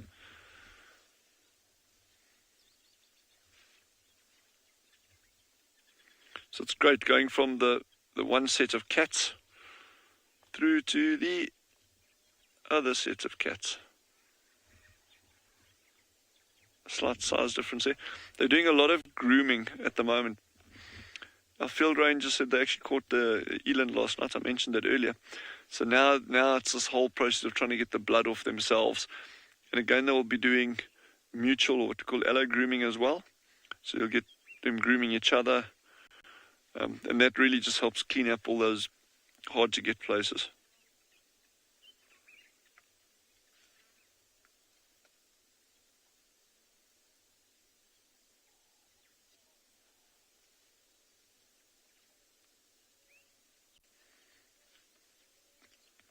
A stunning afternoon out here. It's very, very mild. The wind has died down nicely.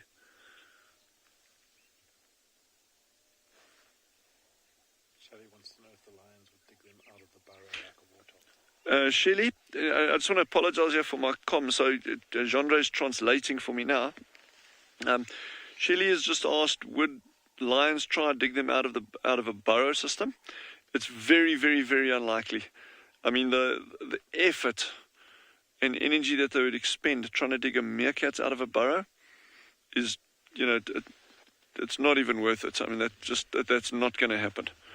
And then again, I'm always hesitant to say it will never happen, because then I'll be proven wrong very, very shortly. But it's very unlikely to happen. And again, that's kind of just highlights just how valuable these burrow systems are. I mean, I would be surprised if a lion didn't go for a meerkat if they had no kind of shelter. So if these sub-adult lions came walking along and they cornered a meerkat or a mongoose or something in a a very, very small bush, and it couldn't get underground, my money would be on the lions to try to catch those things. But like that, now they see those meerkats, the meerkats know the lions are here. Neither side is going to make any move on the other one. It's not going to happen.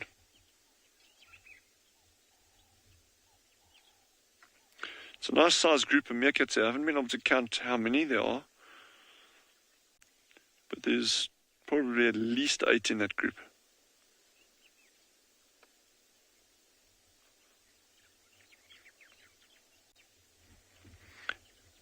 And also there's a distance factor as well. I mean, if those meerkats aren't alarmed, those lions are about, from where we're sitting, they're still another 20 yards from us, and from them to the meerkats is about another 110 yards. 110, 120 yards. So, I mean, there's that factor there as well, where the meerkats couldn't be bothered with these lions.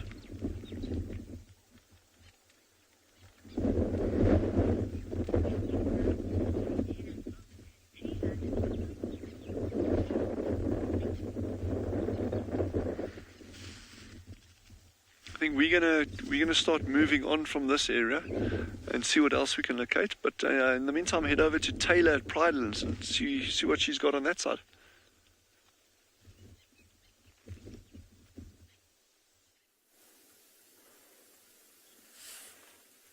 We have not moved from Ndlovu Dam.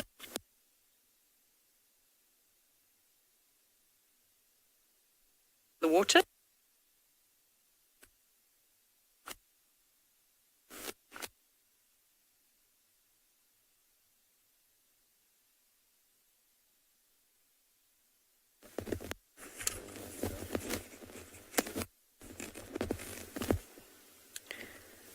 Hello? Better? Okay, sorry everybody. It seems as though I just had some trouble with my audio there, but we're back now. Although I'm sure you prefer to listen to the sound of the elephants as they splash about. So I'm going to sit quietly for about 25 seconds.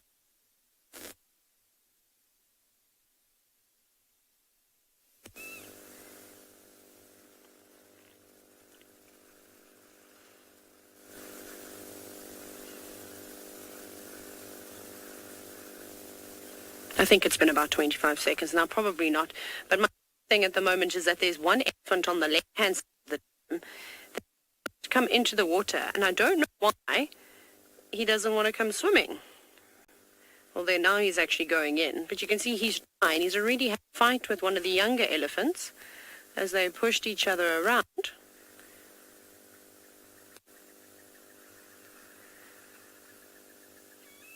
No, he's just having a drink. He's avoiding those boys at all costs.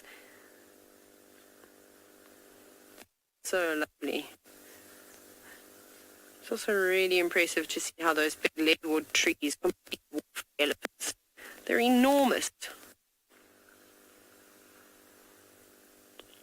He's trying to go around them. I wonder where he'll go.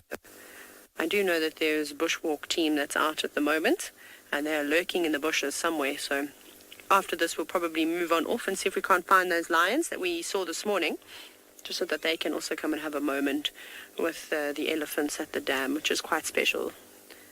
Oh, plopping down right next to his friend. So that elephant that's now rolling around in the water next to the dry one, trying to have a fight, a play with that other bull.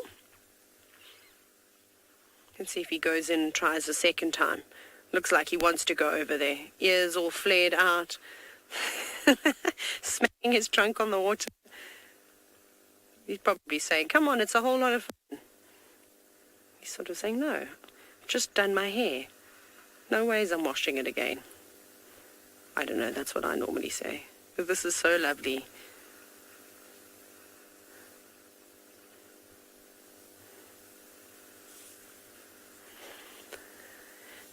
Jane, you're right. These elephants have absolutely no idea what social distancing is. Perhaps they think that they're swimming in a dam full of hand sanitizer. Who knows? I feel like these elephants have been exposed to so many sort of germs and bacteria and viruses and all those types of things, especially after swimming in a pool of water with their own feces. I mean, for elephants, luckily enough, they just eat vegetation, so there's probably nothing too dangerous. And I stick my hands in elephant dung all the time, and I'm constantly burning it to keep the flies at bay, and also to actually enjoy the smell, especially at this time of the year when they start to eat the bark, stuff like that. I know with like a lot of incense and stuff, they normally ground down bits and pieces of various nice smelling plants and trees, and it always smells good in winter. Oh, that is just absolutely lovely.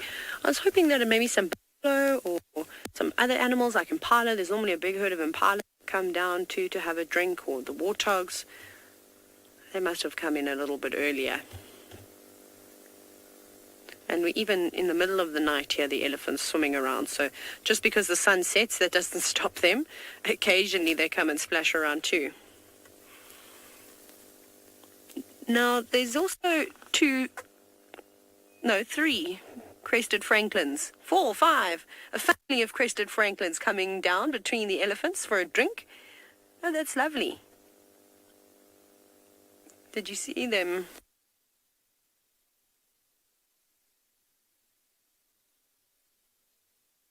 There we go. They're just walking past the tree, trying to find a way in and to have a drink of water. Oh, careful, elephant, because if you splash around, you're going to make a huge tidal wave go towards those birds. And I don't think that francolins particularly enjoy water too much. Actually, I've never even seen them having a water bath before. You always see them dust bathing in the late afternoon light. Maybe that's what they'll go and do after they've had a drink. The elephants have loosened up the nice soil that's sort of just surrounding the dam. It would make a perfect opportunity for them. But the reason why there's so many francolins over there is just because they've had chicks, and they're all most of them have grown up now.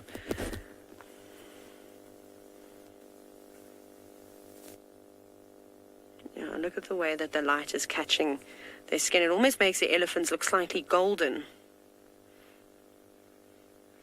Oh, that was a bit rough. You see that bull closest to us has broken a tusk. I'm sure you noticed it earlier. There's just so many things to talk about. This is exactly how they can do it. I know we've touched on it. But bulls and young bulls like this constantly sparring with one another and playing around in the water, it's very easy for a tusk to chip off. Oh, the elephant pushing the francolins away, having to finish their drink a little bit earlier. Also some doves flying across the screen every now and then.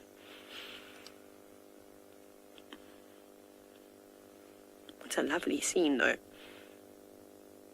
I hope that you're all taking some lovely screenshots. I must also thank you for those screenshots you sent of the lions this morning. I'll definitely be using them. Daniel, this is as close to the beach as these elephants are going to get, unless they decide to walk to Mozambique. And then perhaps they'll find a way to the lovely warm waters of the East Coast. Unfortunately, not a white sand beach. Got that nice dark soil. So those elephants aren't really trying to mate with one another, in case that's what you're wondering. It's very typical for all male species of animals to constantly try and mount one another to assert their dominance over each other. And now, chasing the doves. Poor ringneck doves, get out of the way. The elephant is coming for you. Oh, this should be good. Right, in case you wondered if elephants can't climb, they're fairly flexible and can lift their legs up nice and high. But first, you've got to have a little scratch. It's, I suppose, a place that must get quite itchy, and I'm sure there's lots of ticks and things that hang around there. Who are you charging for? Oh, please come and have a dust bath. If the birds aren't going to have one, it'd be gorgeous for you to throw some sand over yourself. I do apologize. You're going to hear a noise. It is just the guys filling up the water tanks. So the nice thing about the camp, the eco-training camp at Pridelands, is that you really live off the grid and you have an opportunity to earth yourself if you've never lived in the wilderness. So we have to go and fetch water a couple of times a day. So that's just the pump that you can hear. My apologies. It shouldn't be too long before it is done. I don't think they realize that we're sitting at the dam. Elephant, are you coming over to us to cause trouble? I think that's what's happening. Yeah, he's coming all the way over here. Let's see what this boy gets up to. Are you going to be brave enough to come up and say hello? He's a young elephant bull, so again, he's at that stage where he just wants to see who he can chase around and who he can be dominant over, which normally means that you can get some great encounters. And it's important to, as a safari guide, and especially as somebody learning to become a safari guide, that's why this camp is so great, because it's filled with elephants, is to learn different behaviors. And it's very intimidating when an elephant approaches your car. Obviously, the smaller they are, it's less intimidating. Hey boy, but you watch him as he twists his trunk every now and then. Hey, hello. This whole time he's basically said to us, I'm going to try and scare you, but I'm going to try and sneak up over to you. And that's just an old reservoir that used to be filled with water when this was a farm. But this is no longer in use. So soon that will all be knocked away and removed. Yes, Megan, he does have his sassy pants on, but you can see he's not as brave as what he thinks he is. He's come around the car, but now he's put logs between himself and us. And he's going to march on off into the sunset. He might try and sneak around and do a little surprised attack. But this is so typical of young elephant bull behavior. And it is important to stand your ground a little bit, just so that they learn that they can't do naughty things. Oh, are you going to have a scratch? No, you're going to walk past the rubbing post. There's a lovely marula tree that's caked in mud. You can't see it, though, because the sun is behind it. Off he goes. There's some fellas still in the pool, not wanting to get out yet.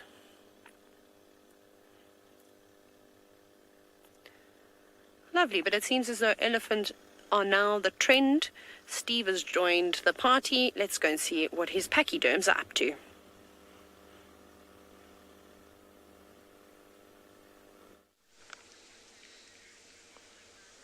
We do indeed, thanks Taylor. Well, sometimes you get wonderful images of elephants at the water, and sometimes you get a bottom sticking out of the bush. That's what happens. But I'm just going to keep quiet for a moment and let you listen to the feeding of this herd all around us.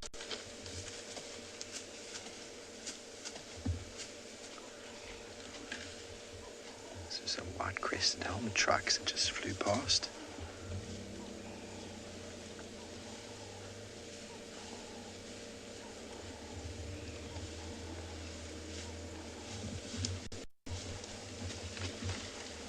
What's coming through here on the right?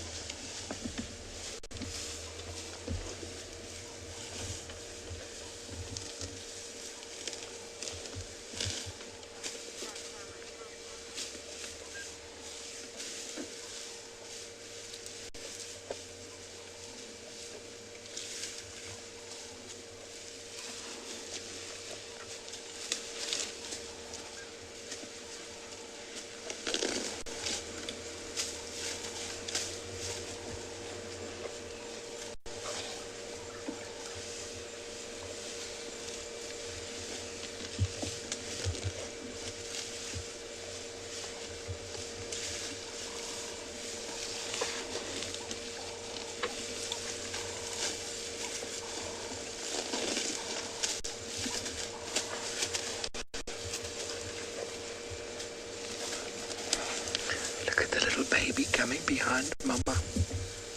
Just there on the right. Oh, it's the littlest thing.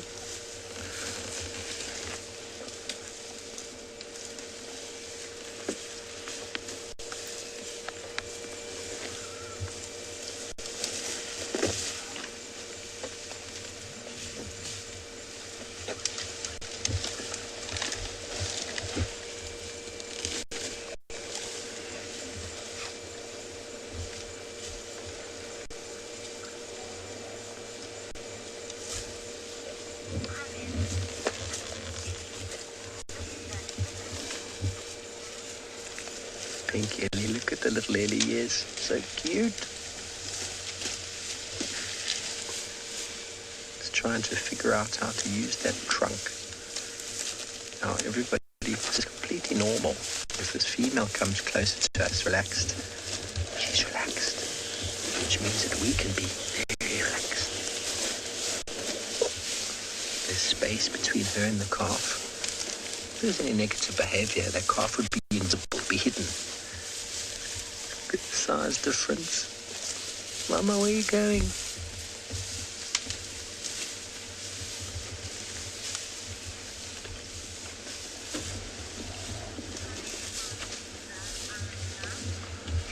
Oh, Lisa, I'm sure you love. There's another one coming here. Look at this little naughty fellow. On the right there, Vanna. There's another little naughty fellow. Oh.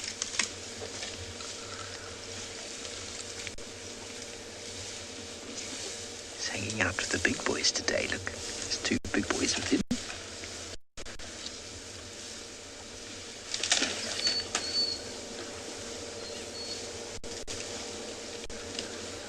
This is just so special. You see what started out as a very average elephant sighting. It's turned out to be something quite special.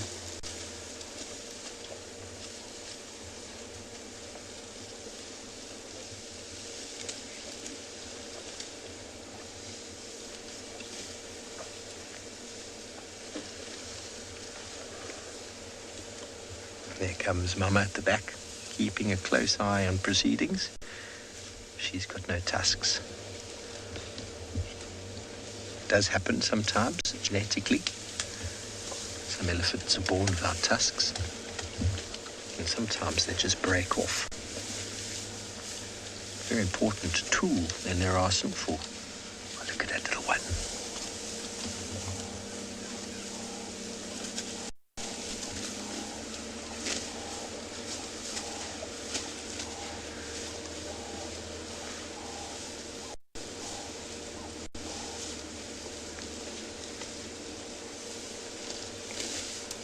They use their tusks for gouging into the bark, to rip the bark.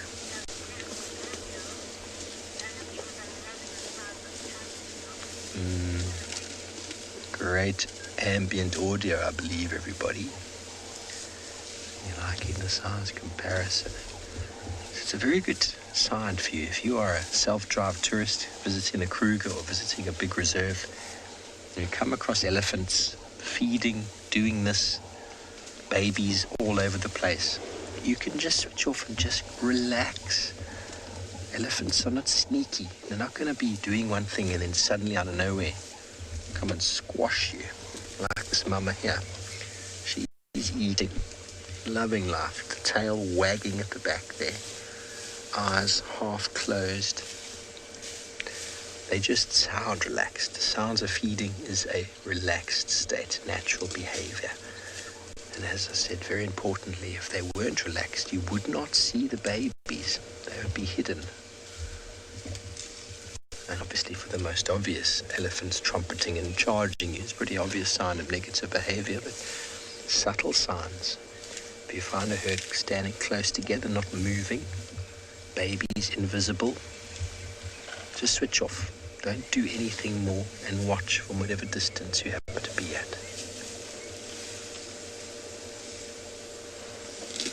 If they then relax again and start wagging their ears or flapping their ears and tail moving and babies emerge, then if you feel the need to, you can go a little bit closer, but never go too close. If they come closer to you, they're doing that on their own accord.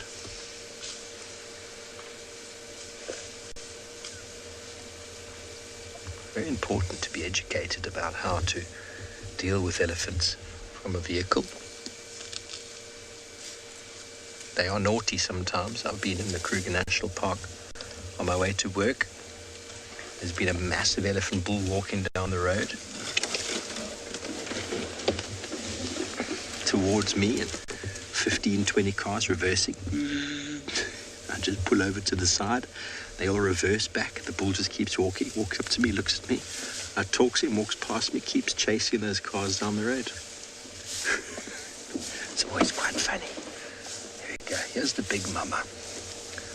There, she's just given us a little bit of a warning there. Nothing too aggressive, just that sideways posture as she suddenly realizes that we are sort of between her and the rest, and now she's moved off to the rest of them. Now they're going to respond to her. Look how they all come together and start moving off as one. Nothing negative, just cohesion. Elephants are very, very well coordinated, and they're able to communicate with what we call infrasound. It's a very low frequency. It's about 5 hertz. Humans hear at about 20 or 22 or something, so we can't hear a lot of the communication that's going on with elephants. Try that next time you're with them. You'll see they all go, and then suddenly everybody starts moving again. It's really quite magical. Okay, I'm just going to move back, and let's see if we can get you another view. We thought they were going to go to the waterhole that we've got around the corner, and they completely bamboozled us and didn't. And Taylor had them at the water, so we figured, yeah, well, we can't beat that, but nothing trumps a baby elephant. And there it is, busy suckling now. Just going to come right over here and stop for you there. Okay. There we go. This herd is moving into the thickets, into the drainage line, and those of you who have been watching the show for some time will recall when Chella, the one lioness of the Umkuhuma Pride, had her cubs, and that one day she came back and couldn't find them and was calling. Do you remember that? That was right here, right through that little game path, going there into the river. The Mlawati drainage. Oh, look, it's got an itchy foot. 2 of them the same size. And here comes the bigger cousin to push them around. Adolescent elephants have got nothing to do after they've had milk, so there's lots of play, lots of learning. You'll often find them right there at mum. Oopsie, you jumped. They've got to figure out elephant society. They've got to figure out what's edible and what's not edible. And they will be right next to mum when she picks a leaf or a piece of grass or a flower or a forb, and they will smell it go, and it will become ingrained in their brain about that's edible. You won't find elephants ever eating anything they haven't learned to eat.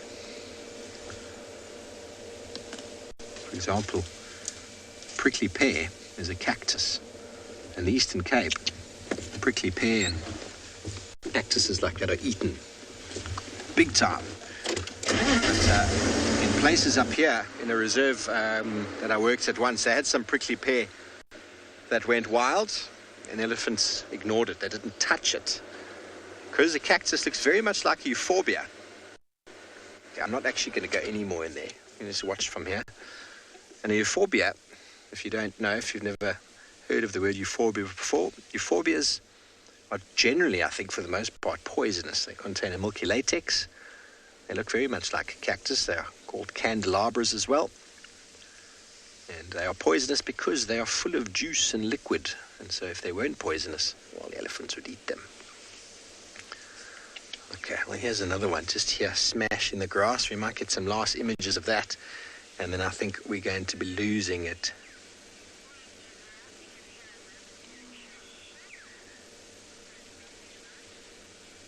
Very good. Well, we're going to move on from elephants, do one more loop, see if we can find Tundi popping out somewhere. Meantime, I'm over to my friend Trish, who I think is just around the corner.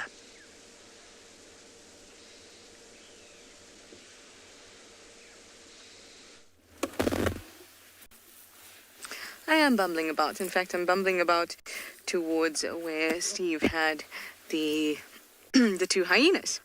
And I want to go have a look, and hopefully Ribbon will lead us to wherever she's standing at the moment. I have a surprise. It is a snake skin. As you can see, it's totally intact and I didn't break it at all. It is very fragile. I actually wanted to chat to you about it when we were talking about the squirrel who didn't make an appearance. So I thought, now I'll save it for later. It looks really, really gorgeous in the sunlight, doesn't it? I especially like the tail.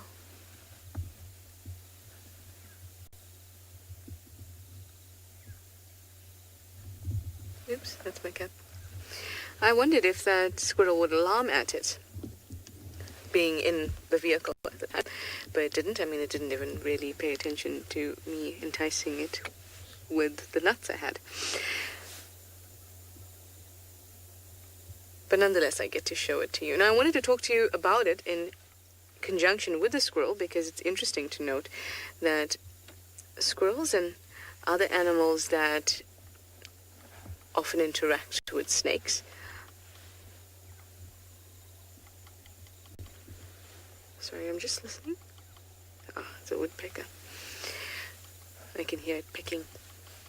The small animals that usually interact with snakes, including a mongoose, as well as squirrels, they obviously tend to have a problem with snakes and venom. As you would know, snakes do have that, and that can be a real problem. It's such a specialized material or liquid,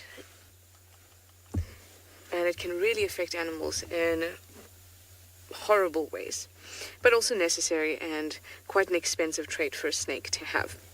But these small animals, like mongoose, as well as honey badgers, to recover from snake bites with ease that we can only dream of. And that's because we have special receptors on all of our cells that receive many, many, many different things. And they also receive toxins that are in snake venom. And because of this, that's why we get affected. If we didn't have these receptors, we wouldn't get affected. So it appears that animals that are not affected by snake venom actually have a few receptors that are different. So a receptor works by being a lock and key kind of thing. So there's a receptor, here comes a molecule and fits exactly on. And that's how it then kind of locks in, and then whatever is meant to happen because of the venom happens. Generally death of some sort, or injury at best. So these smaller animals have receptors in a number of places that do bind to, or the venom does bind to them, but there are some that are not the right shape. And that's how they manage to get over it pretty quickly, because not all the receptors that would usually have taken in the venom, not all those receptors are actually activated. So if they have 6 receptors for the different molecules in the venom, maybe only 4 of them are actually receiving the molecule, while the others are off shape and they don't receive it, so the venom doesn't work as well. I think that's super cool. Thank you, Snakeskin, for prompting that conversation.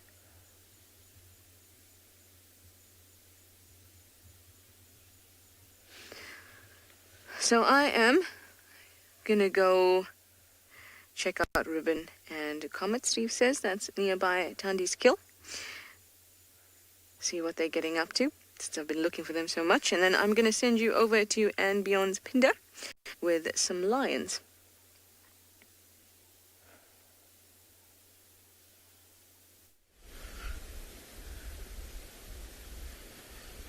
So we've come back in the area where we found these lions this morning interacting with the leopard, and they haven't moved too far at all. They've only moved about 50 meters or so, and they look very comfortable at the moment, and most likely lying on this rock to get the last bit of heat that this rock has to offer. And by the looks of things, it's also quite comfortable. Couldn't imagine sleeping on a rock that's so jagged like this one is, and yet so comfortable. But if you have a look, film the one on the right with his paw up on the rock. Looks like he's got himself nicely wedged there. I think the rock's his teddy bear. In the crevice. Marcel says he thinks that lion thinks the rock's his teddy bear. So we've got 4 of the youngsters. So the 3 close together, then one of the adult females to the left. You can see she's got a little bit of a cut on her leg. Just get my binoculars on, have a closer look at that cut to see if it's maybe from this morning when they were interacting with the leopard. a bit tough to tell. Does look like a very clean cut, so most likely from a claw. Doesn't look like she's been licking it. You would have expected if it was a wound from today, she would have been licking her wounds. That's how the saying goes. And you would be able to see that the hair around there has been ruffled up a bit. So maybe that's a bit of an older wound from a scuffle around another kill. And then off to the right, we've got one of the younger females lying just a little bit further away from the pride. Maybe no space on the rock for her. And then you can't see it at the moment, but behind this tree to our right is the oldest of the two adult lionesses.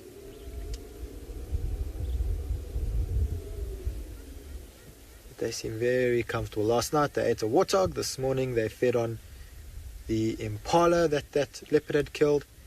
And so they're looking very content with life. If I look at all their bellies, it does seem like their bellies are pretty full. That's not to say they won't hunt again. A pride of 6 lions like this feeding on a warthog and then an Impala the next day sharing it amongst each other isn't necessarily enough to go by. So even though they're lying here, if there is another opportunity to hunt, I'm sure that they will take it. And into the evening, I would be surprised if they're still here. After the eventful morning that they had today and feeding on the Impala this morning, they're probably quite thirsty. And we're not too far from one of the waterholes, actually the waterhole that elephant was walking towards. And so maybe from here they're going to head off into that direction. Now the area is very thick between here and there, and a few little riverines which would hold some Ngala. So if they did have another opportunity to hunt tonight while walking towards that water, I'm sure they will grab it.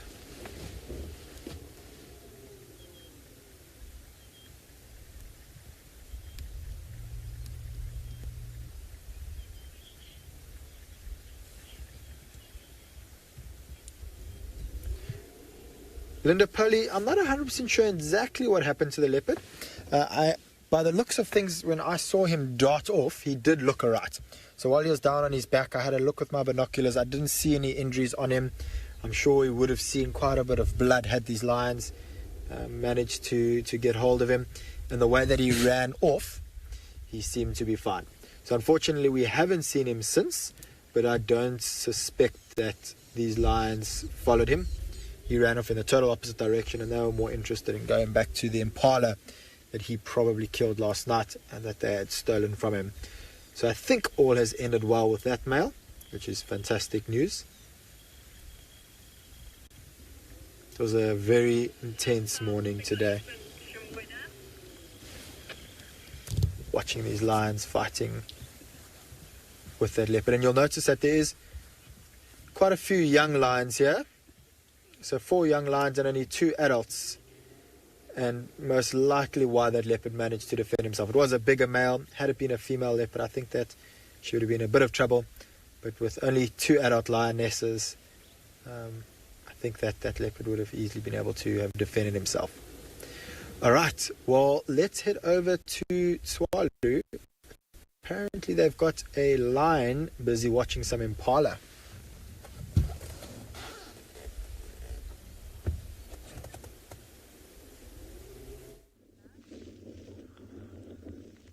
Yeah, so these lions are still very, very much relaxing state. An Impala did walk past a big ram and started alarm calling, and they kind of like rolled over, looked at it with some vague display of interest. And you see, especially this youngster closest to us in the front, and there's the Impala coming up somewhere over. It's gone. Oh no, it's gone. It's been eaten by someone else. So, yeah, that Impala kind of like ambled across. Oh, there it's going. It's going way out the back now. Yeah, it's gone behind those bushes at the back there. But he came across into the open clearing here, and just started alarm calling with this loud like that. And the lions just kind of like rolled over, looked at it, but they certainly weren't going to make the effort to try go for it over this open area. particularly in light of the fact that they've actually eaten something last night, so their bellies are nice and full. We're hoping that they're going to move down to the water just now and get something to drink. It's with like 100 yards from them, so I think they'll do that just now.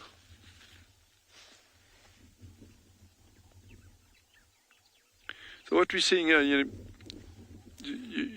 frequently hear it gets stated our lions sleep for 18 hours a day. And we chatted about this very, very briefly. We touched on it the other day, where they're not asleep, fast asleep for 18 hours. They'll be resting for 18 hours, and of that 18 hours, there's, I don't know how many, there's a good solid number of hours that they will be fast asleep. But a lot of it is also just spent resting, so it's just they're not moving, they're lying there like these ones are doing, just watching.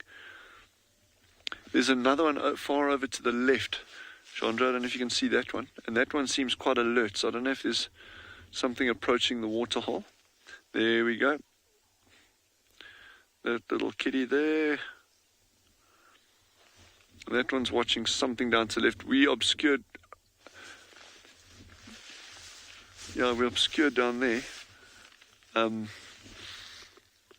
But so it's, I don't know what that is there. But it's, again, they're so full, it's unlikely that they're going to go hunt for anything now.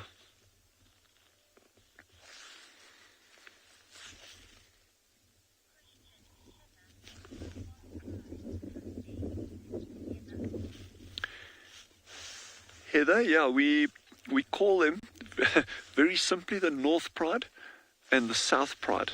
And that's just because of the kind of the areas that they inhabit on the reserve. Those are the two pride. And then we've got a whole lot of these like nomadic animals, between, and they move all over the place. They can cover very, very big distances.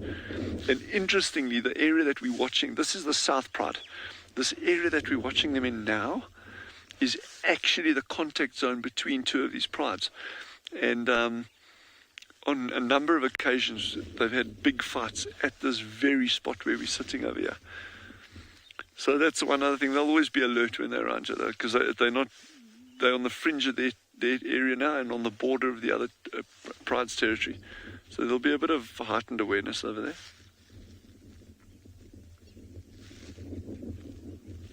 But within these areas, I mean, you can get other males rocking up, sub-adult males that are dispersing, and they could, pretty much appear anywhere. And they've obviously got to be very, very careful about where they're going and where other male lions are. And if they're very lucky, the young males will join up, or perhaps even leave their pride of birth in a coalition already, with brothers. And that'll obviously enable them to be able to be better placed to take over a pride in future.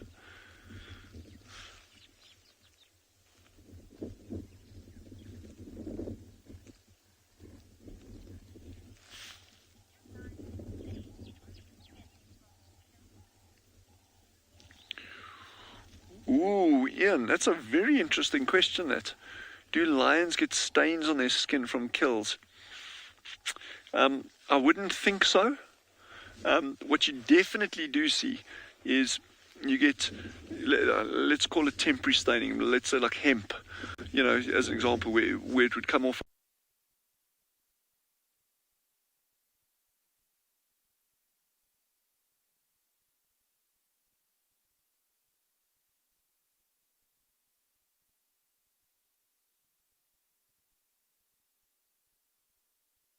Marks the assist.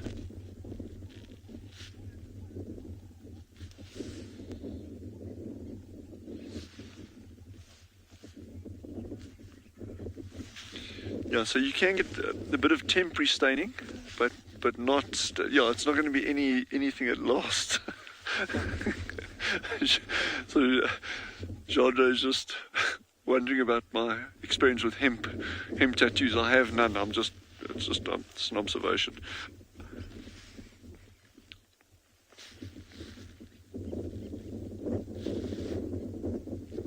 Obviously at this time of day you're likely to get things coming down to the water, but with lions in this state now, nice full bellies, and that they're not going to actively hunt. But again, we've touched on this very briefly, that if an opportunity presents itself, that that they think is worth a bash and it's close enough, they'll go for it. But in terms of actively going out and hunting, they're not going to do it. You saw earlier how that one youngster actually tried to catch that bird at that mineral lake that I missed completely because I was fast asleep. So opportunity like that, yeah, they'll try to take it, but they're not going to go out and kind of walk around trying to catch something.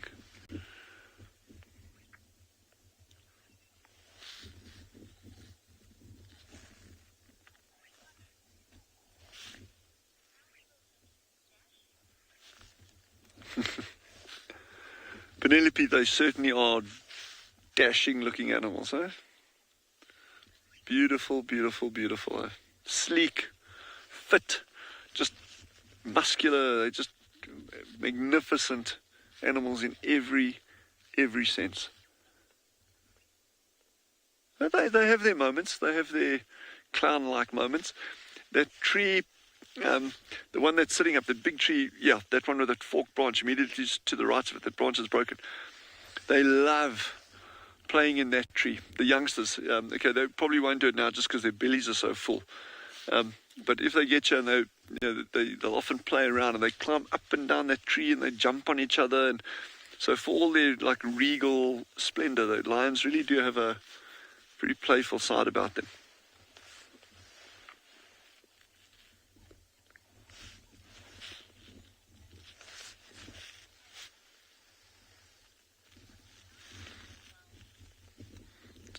For those of you wondering, he's still with us. But in the meantime, we're going to head over to Phinda. And I think they've also got lions.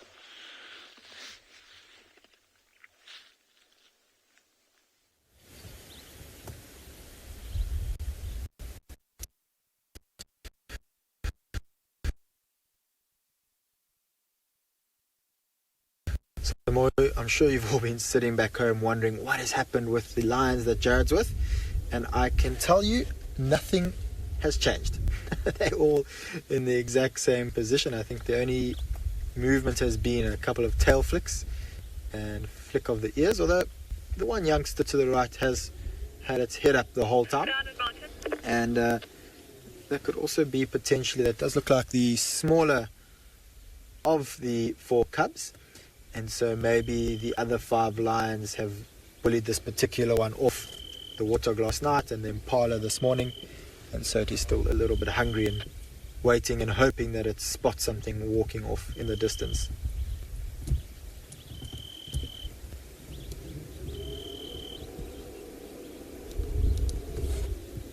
So you'll notice when you look at her, at this age, you can already tell males and females just by looking at their head. So the younger males, who we can't really see at the moment, would have that mohawk already starting to grow and some hair below the jawline and onto the neck, whereas you don't see any of that with her.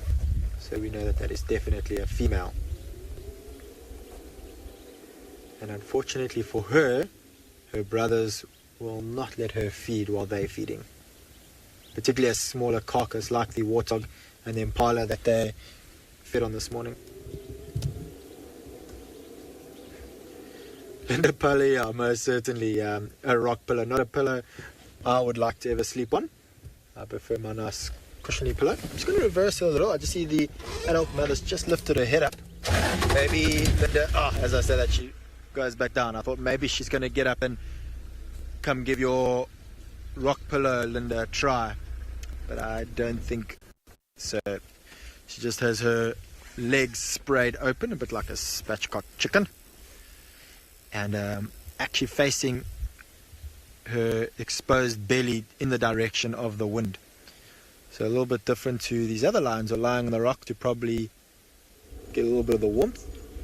She's maybe a little bit hot, and so decided to open up her legs, expose her belly to the wind that is blowing through the gully that is formed by the roads in this thicket. And I'd imagine with her being the oldest of the lions here, she was probably the one that was the most involved in chasing that leopard and giving a bit of a hard time this morning. because of that she would have exerted quite a lot of energy this morning, and then feeding on the carcass would have used lots of energy, and digesting would have used lots of energy, and so internally she's probably just quite hot, and so now trying to use the elements to cool down. But she lifted her head and yawned, and with cats that is often a sign that they're going to get moving. When we see grooming and yawning, which I can see with one of the lionesses up ahead, so I'm just going to reposition one more time and ask Marcel to film the young female on the right. She is in fact grooming and yawning, and now she's lying down. They want to do everything that they're not supposed to do. As lions do. Yeah, you say that they're about to do something and they say, oh, you think you know me. But it's pretty much imitating her mother now, lying with her belly facing the same direction, giving Jared a hard time.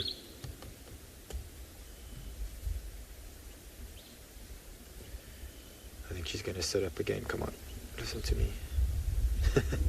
Nope. So there's just been a bit of a breeze that's come through, a stronger breeze, and so that might cause her to lift her nose into the air. You'll often find when there's a bit of a gust of wind that comes through, lions will lift their nose in the air just to see what they can smell. Isn't that just adorable? She also looks comfortable.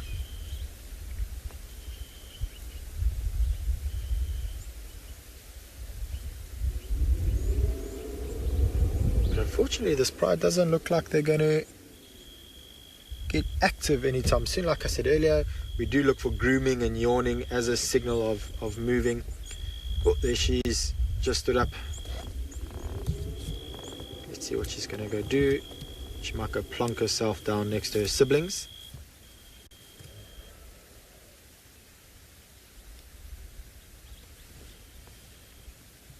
Nope.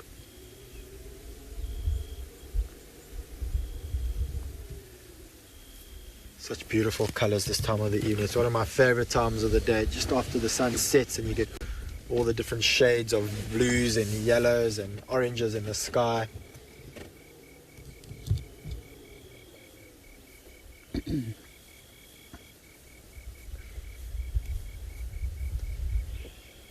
For no reason at all, she just decided to go find another spot. Maybe there were some flies irritating her where she was lying, and so just going to go find a different area and hoping to get away from those flies. See, she is flicking her tail vigorously from side to side, so she's a little bit bothered, and is exactly what the four on the rock are doing as well. They've got far more patience than what I have. I would never be able to sit there and have flies landing on me all the time. I'd end up sprinting off.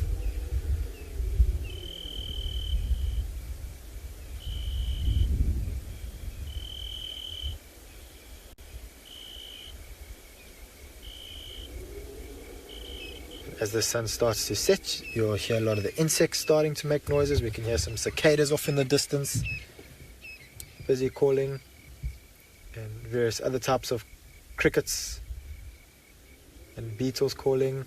There's some francolins calling off in the distance, giving their last evening alarm or territorial sounds.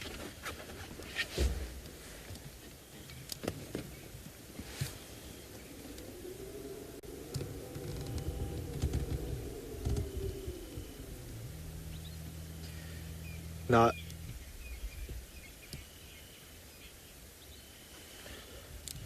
Sassy Cassie, they do most certainly. You'll see as time goes by, the teeth of the lions do become more and more yellow and can even rot. And you will sometimes even find that lions' teeth will break off. So yes, Sassy, they do most certainly get tooth decay. And it is actually one of the ways that we're able to age lions. And so what we will do is, with the younger lions that we have here, when they yawn, you'll see very, very white teeth. Then you've got the slightly older lioness whose teeth is probably starting to go yellow now, but still quite sharp. And then the lioness behind us, who's almost 10 years old now, or I think she is 10. Her teeth now already start to go quite yellow the tips will be quite blunt already. But for most of their life, their teeth are in pretty good condition, or have to be able to tear at carcasses and feed. You need to have strong, healthy teeth. So teeth decay would not be ideal for an older lioness.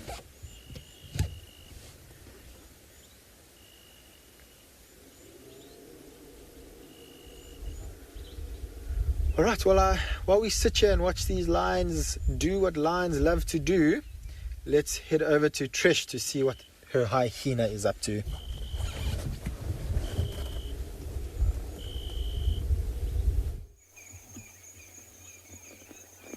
Well, she's doing much the same as your lions. She's just lying down, having a rest. This is all I ever see her doing recently. It's ribbon, everyone. And she is near where Tandi's kill was. She's moved just a little bit, but she's still nearby. But I think by the time show ends and nighttime approaches in darkness, I don't think she's going to be out of here and will be able to lead us to the den. But this makes me wonder, because this is quite close to the Philemon's cutline den. Makes me wonder if they've moved to another den that maybe we haven't seen before. Just heard something that's in that block. But also there were a number of dens in that block that were occasionally used. I know there was one close to Treehouse that they used like twice and moved around a lot. Or she could very well be using the den she's always used, and those cubs must have been absolutely freaking out when the elephants were around it.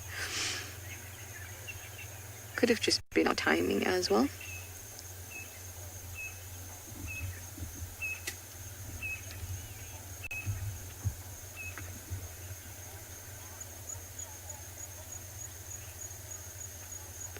Redstone Pride, I'll ask for you. Can you please lead us to the cubs, Ribbon? She seems uninterested in your quest.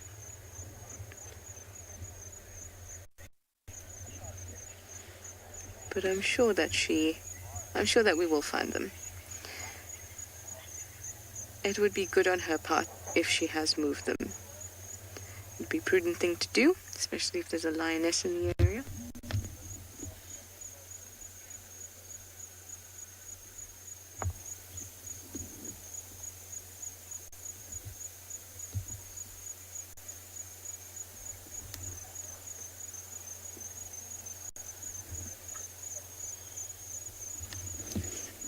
I'm sure you all did the same thing I did, and you just, when she picked up her head and her ears perked up, you all listened with her.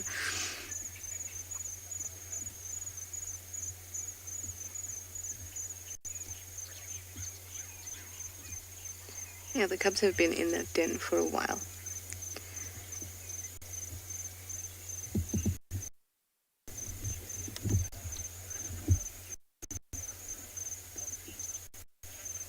Hi Gabriel, you're 11 years old, and you'd like to know if Ribbon could move her den onto a different property. Yep, that could happen.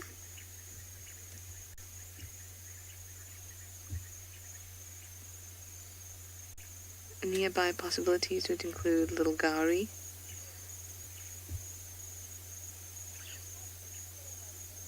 maybe even Torchwood. They've been right on that edge before.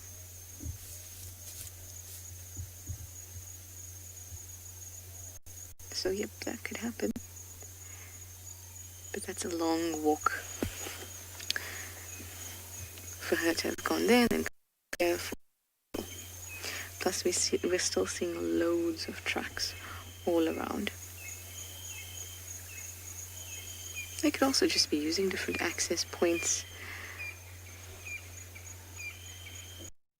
Remember, she wouldn't want to go and den where she could possibly clash with other clans. And she's the matriarch here, so she wants to keep that very comfy position.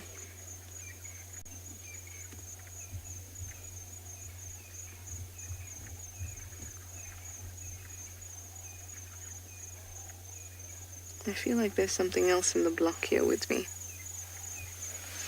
apart from Ribbon and BK.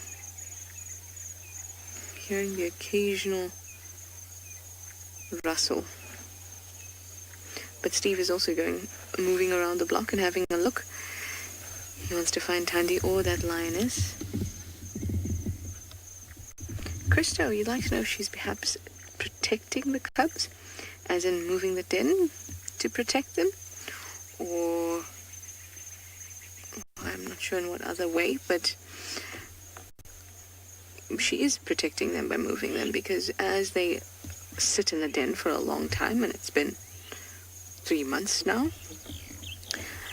the den will start to smell like hyena cub, and that will attract predators, and she wouldn't want that, so she's protecting them by moving. If there were lions in the area for a long period, she'll also do that. One incident with a lion, she may not. I mean, if she's sufficiently scared, she could. But that wouldn't be a huge prompt. At least not immediately. That time with Corky when she was attacked by the dark-maned evoker, they still stayed in that den for a little while before they moved. Ribbon is now looking at, or in the direction of Steve.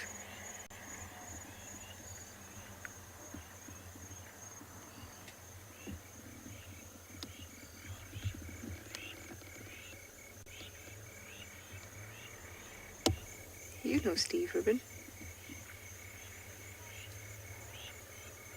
Oh, maybe that's not Steve.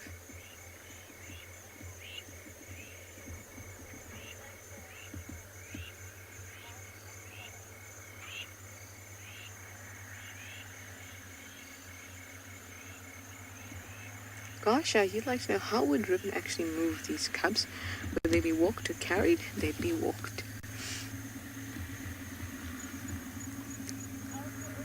Especially if it's a short distance. They'd be walked.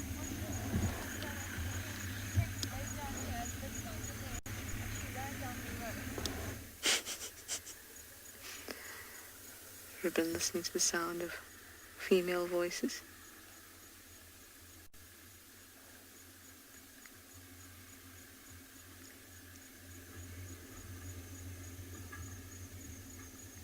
So curious.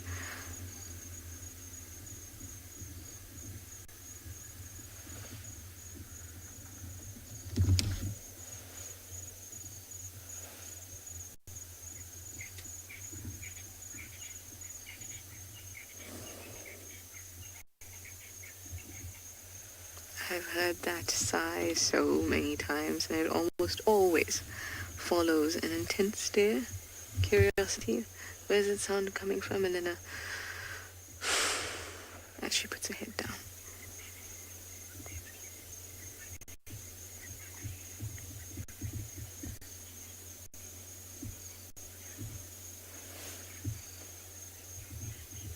I wonder if she managed to get a meal today, or part of it. To be frank, I'm glad that she couldn't have flown here, so she must have walked here, so that means that she's good. She's doing well.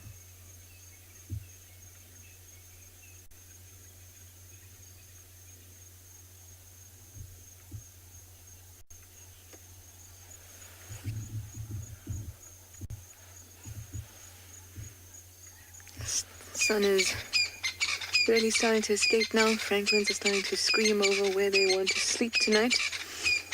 And I'm going to sit tight here. I'm going to send you over to Ambion's Ngala and see what they're getting up to for the rest of the evening.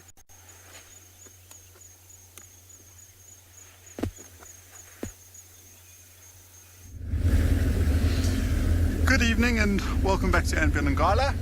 We have been driving around for the last sort of hour and a half since you last saw us around the Waterhole, and we thought it would be a good idea to come back into the area where we saw both that lioness track and that male leopard track this morning, just to see if we can put if we can find at least one of them. We went to go and check into the river where we last knew that lioness was denning her cubs.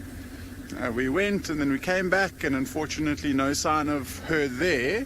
So I'm wondering if maybe she decided to move her cubs in the it must have been either yesterday or maybe even the day before that. No, I think she was seen yesterday by Nikki, so maybe she moved them. And we've just seen, I can hear Impalas, what I think might just be the rutting courtyarders just rutting.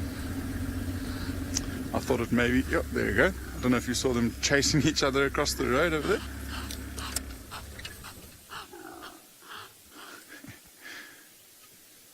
One of my favorite things is the tail that lifts up, especially at this time of evening. You can see it catch the light quite nicely. It's amazing. I mean, this rutting season seems to have gone on for quite a while. It must have been close to two months now. But within this herd, this is literally all males, and so it seems like everything is starting to calm down. Just going to drive past them before I put my spotlight on.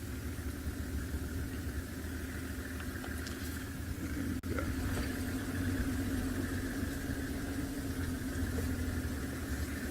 And just see as we're driving through how dense the vegetation is around us. I'll put my lights on again. And so we're right on the southern bank of the Timbavati River, driving straight towards the sun, so in a westerly direction. And within this vegetation, because it is so dense, there are lots and lots of hiding places for both that lioness to keep her cubs, and for leopards to move around stealthily. And so that's why, especially at this time of evening, when these nocturnal animals might start to get up and active, it's a very good idea to be driving down a road like this. I'm waiting for the day that we see one of the rarer animals, or the nocturnal animals, like a honey badger or an aardvark.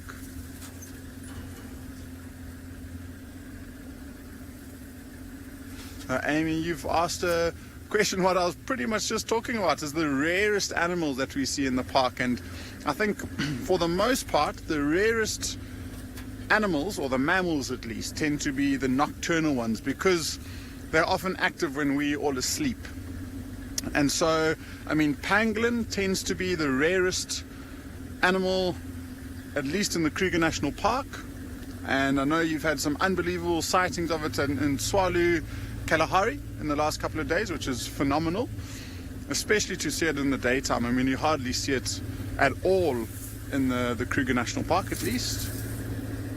But I've been lucky enough to see pangolin 4 times in my 2 years here at Ngala, so it's a pretty good track record for pangolins.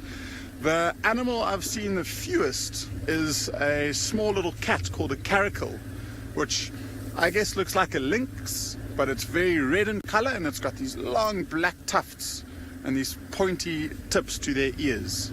So I've only ever seen that once on Ngala. So according to my records, caracal, at least for me, is the rarest one that I can think of at the moment.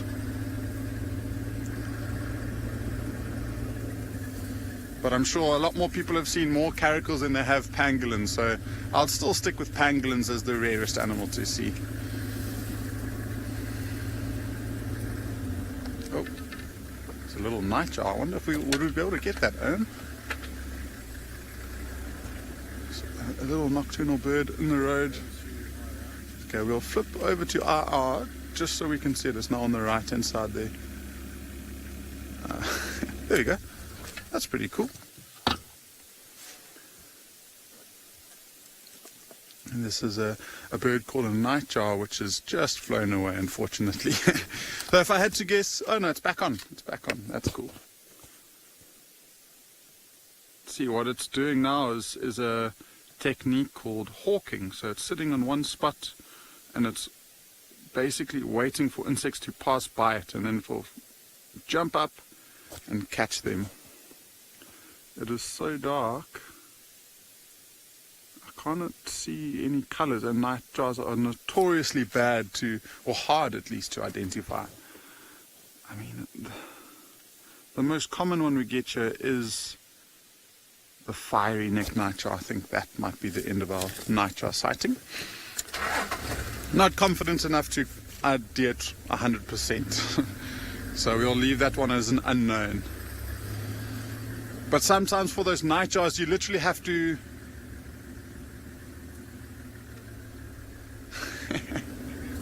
Craig, you saying that you bet a penguin is quite rare in Ngala. I don't know if you've ever seen, I think it was in 2012 when we got the floods of the Timbavati River. There was actually a colony of penguins that migrated from Mozambique all the way up the Timbavati, and they settled down in the tented camp. So they actually weren't too rare in 2012, but now I suppose they are a little bit more rare.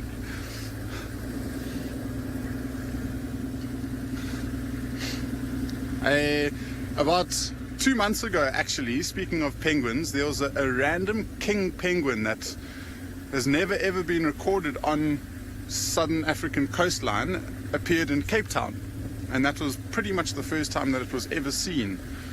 It's quite strange that it just appeared from out of the blue. But yeah, we definitely don't get penguins here at Ngala, although in the early mornings when we're out on game drive, it feels like we could see penguins, how cold it's getting. Owen says he's been hearing what he thinks is polar bears behind his tent.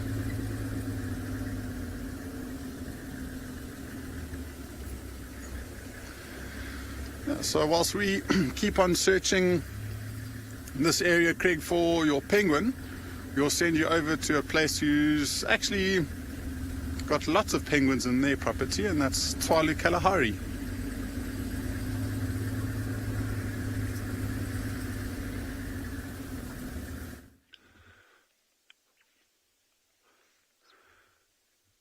And here we are again. So the pride moved off, the females in Serval moved off, and lo and behold, they went straight to the remains of a kill. So this must be, I'm assuming this is the kill that the tracking teams located earlier today. I think they said it was an eland, so I'm not sure male, female, but they got here. We were following quite a distance behind them, so we couldn't actually see when they arrived here. But by the growling and that kind of stuff, there was a bit of interaction going on here. So when we came in, one of the big males is lying here. I don't know if there's any others in the area at the moment, but I can just see the one. Chandra, I don't know if you can see any others, eh? I can just see the,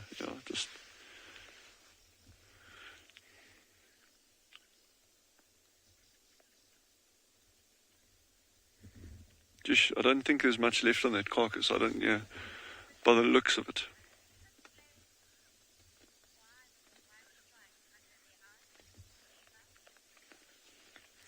So Eva's asked a good question again, is why is there a white stripe underneath their eyes?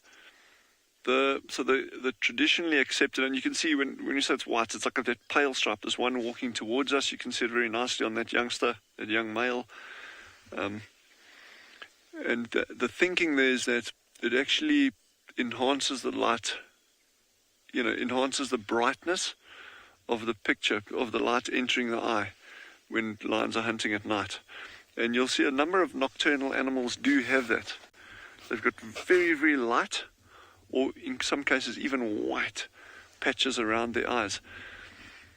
So that makes kind of sense.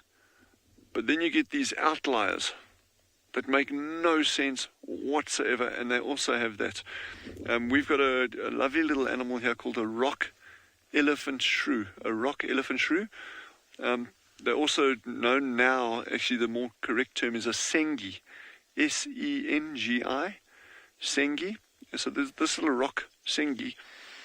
They've got beautiful white rings around their eyes, and they are frequently active in daylight. Yeah. Okay. Oh, there's another male at the kill there. Well done. Yeah, so those little sengies are active in daylight, and they got this bright white ring around their eyes. So what's that for? And then that makes one think and say, well, perhaps the light absorbing or enhancing the image that they're seeing at night in terms of a light thing may not be the entire thing. It could also be a visual recognition of other animals, and sometimes that the coloration on the face is more distinct in adults than in youngsters. If you look at the markings on a baby, a newborn a gemsbuck or roan antelope, for instance, those markings on the face are very, very indistinct. As they grow older, they become more and more defined, until when they're adult, they're those super crystal clear black and white markings. So it may be a visual recognition of an adult animal. If you look at birds of prey, many of your raptors, your large, and especially your large birds of prey, in adults, the eye is bright yellow. And not all birds of prey, I just want to put that out there, not all, but in a lot of them, the eye is bright yellow in the adults. And when they're youngsters, the eye is brown. Now, these things have incredibly acute eyesight, and that could just be a recognition of, from a distance, of adults versus juveniles or sub-adults. Just, this is awesome. Look at that. If that doesn't say I'm your dad, then nothing does.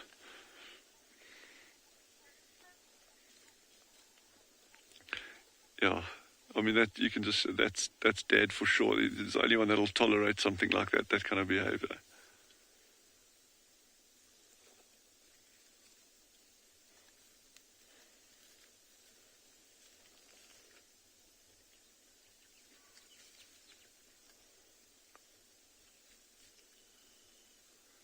This is fantastic. We're just sitting nice and still. There's nothing to be worried about. We'll sacrifice genre if we really have to. Look at the size of them. And this behavior, he's now 0.5 meter from us, literally. This behavior, okay, this one in the front is maybe 2 meters. The one to my right is about 0.5 meter. So just that interest, this behavior is very, very, very typical of young lions, of sub-adults. Inquisitive. They want to investigate everything. And also, it's getting cooler in the day. Temperatures dropped a lot. Now they're kind of like becoming a little bit more playful. Yeah, you muppets. Yes, those eyes, they just like look right through you.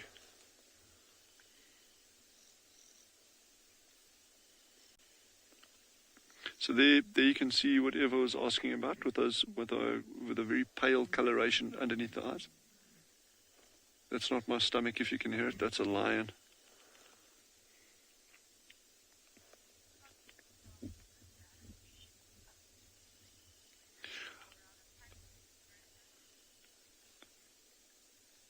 Ruta has just suggested I should try pat them. You know what?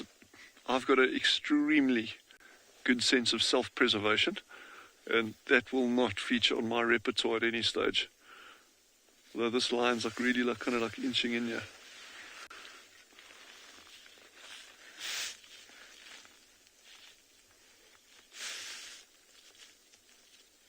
Just that he's cuter.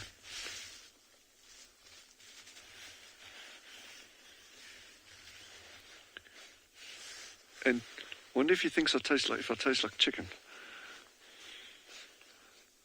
I hope not. No one said the word chicken, lions. No one said the word chicken. We said eland. Oh my word. You see, I should get Mel Gibson in the frame there. Try to get a photo here.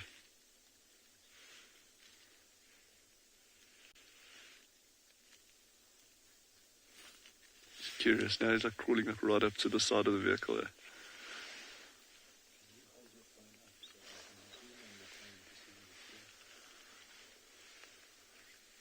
So we're going to just try have a look to give you some idea. You can see the front of the Land Rover there on the left hand side. So he's really close to the wheel, and he just gets up now. But you say, but you see, in these situations, there's absolutely no need to worry about them, panic about them, or anything. You know, these animals are just curious.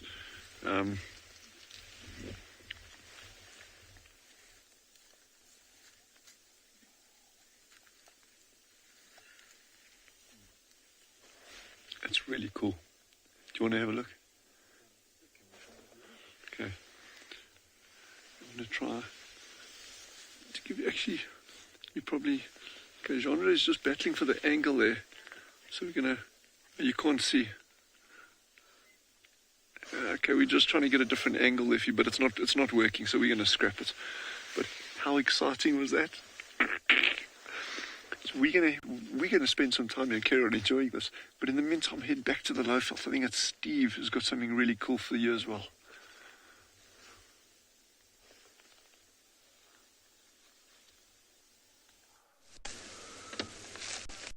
Hello everybody, look what we found. I can't believe it. There's a branch in the way. Of course there's a branch in the way. We've got a serval with a kitten. I'm not moving because it's not very relaxed. That is my first serval in the service. And it had a little kitten, everybody. Whoo! Now, I found tracks many times before of serval. I've told people there's serval. We've seen them on camera traps. You just saw one. Do you see those ears? I am very, very excited about that. Still over there, I think.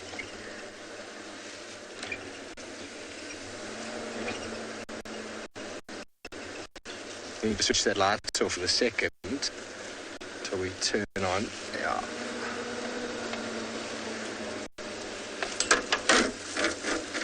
Just coming towards the gate in a last-ditch effort to find some content for you this afternoon, and we found a serval with a youngster.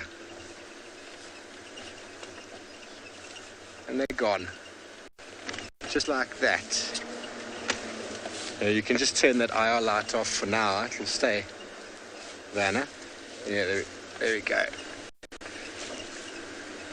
Rosalind, how amazing. Now we're going to try again, but unfortunately it gets a bit tough over here, but tricky. We saw the eyes.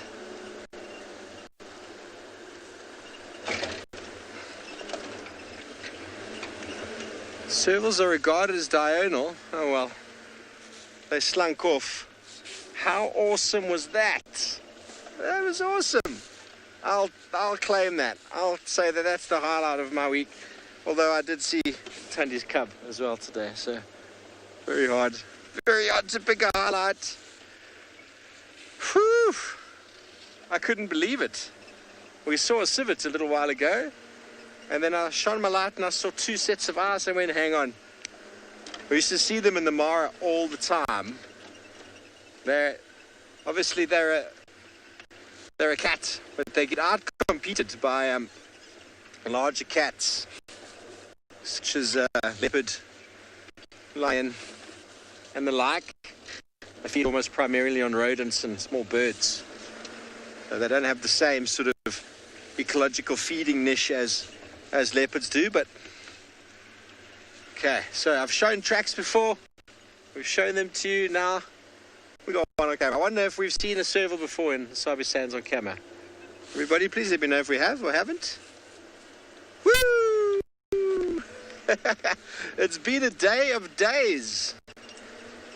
Tandy this morning, a couple of hyenas this afternoon, leopard cub. Now, I know Taylor McCurdy loves her servals. Now, she's at Providence enjoying the sunset.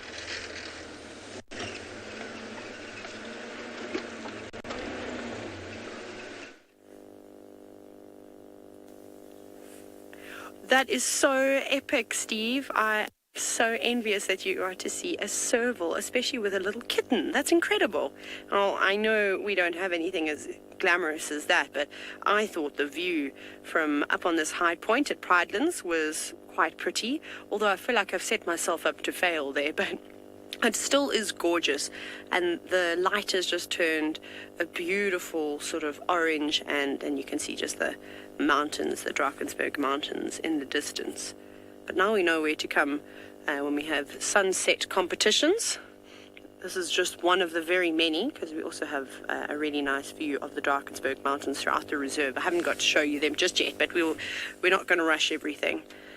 We've come up into this area to actually look for a male leopard. We saw it yesterday. Was it yesterday?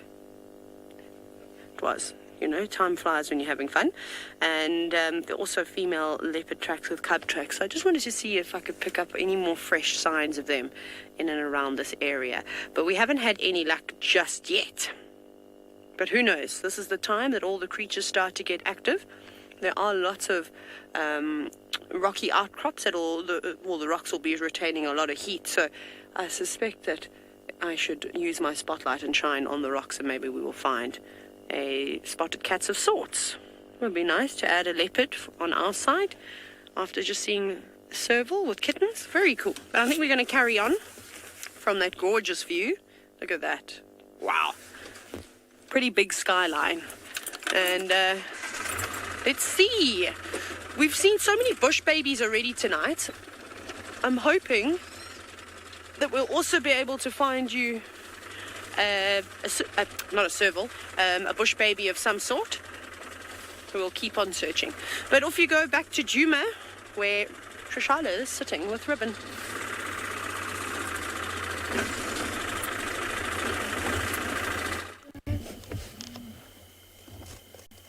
I am sitting at Ribbon, and she's led us exactly to the den.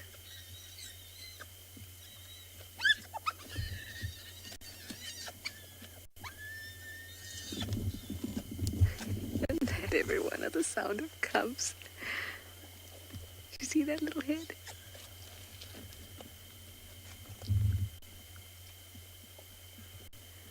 Oh, after a run around to figure out where they've been, what they've been doing. She's obviously just been hanging around Tanti's kill since yesterday. Shame those poor things must have been losing their minds with the elephants all over the mound.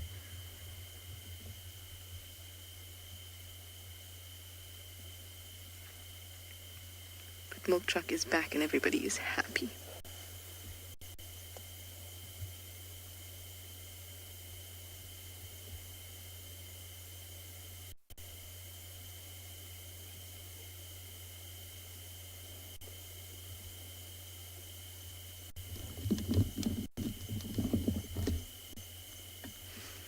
Elephants have such a strong sense of smell. I'm surprised that they came along and ate so close. I mean, the foot of the one elephant was literally in that den hole, right at the mouth of it. But that also must mean that perhaps the stench of cub is not too strong, so that's why Ribbon says, okay, well, I'm still going to use this den. Oh, I feel satisfied.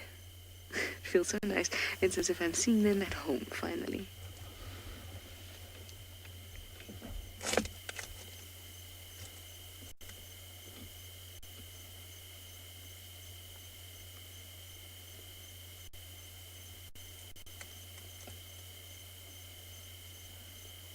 I can still hear elephants around, actually.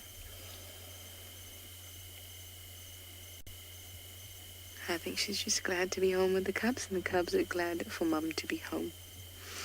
Oh, it was quite a day. I'm glad that we're here now. If you enjoy watching the stories unfold and coming on board with us on your very own live and interactive safari, please go over to our support page. There should be some details coming up on your screen. Go ahead and help us if you can.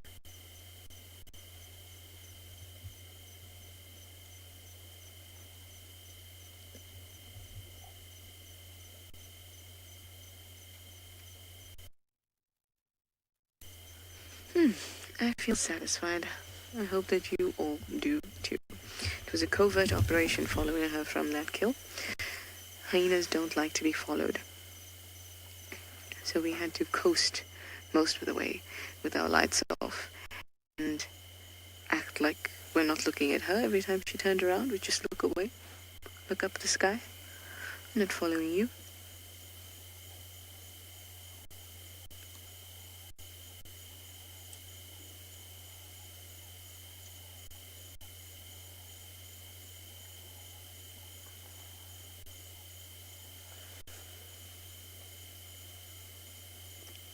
Can you hear the faint breaking of branches?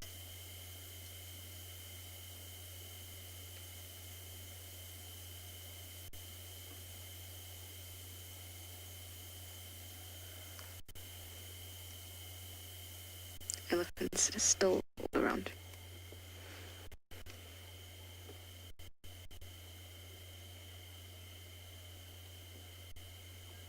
Isn't it just you're all talking about how peaceful it is? It really is. It's a wonderful night out here.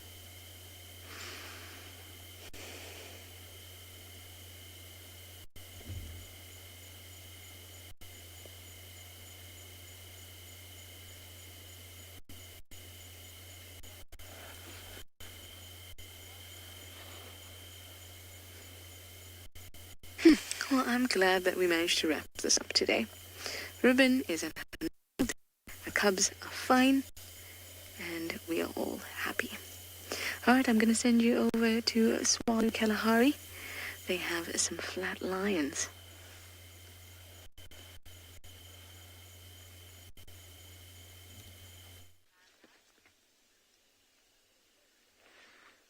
So the youngsters have moved further away from the vehicle, or at least 3 of them. There's still 2 that are lying just behind the vehicle on the right-hand side of here, but very relaxed. One's actually just flopped down. Others, bit of grooming going on there. 2 males just haven't got a care in the world, lying upside down. You know, the one at the back. This one here is just, yeah. I think they're not going to be going far tonight or whatsoever. The Waterhole's very, very close by us, so they're probably going to end up there at some point in the evening.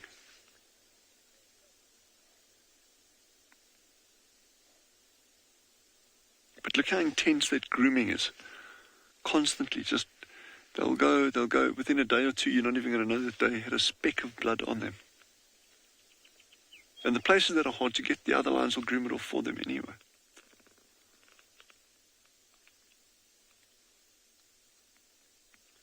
Quite a tough life in nature if you think about it. You know, I think we just get used to popping down. You go to the grocery store, you buy what you need, you go home, kind of thing. Nothing out here is like that. It's competition from start to finish, from the day you are born. In fact, if you're an egg, from the day you're laid until the flipping day you get noshed by something.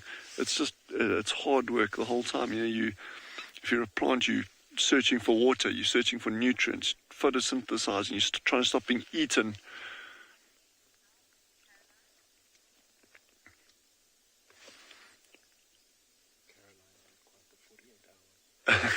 It's a Caroline, you're quite correct. Sorry, I just lost the comms there for a little bit. Quite the 48 hours. We have been, Jean-Ray and myself, we haven't done anything exceptional. It's everything that we've shown you has been due to nature. You know, the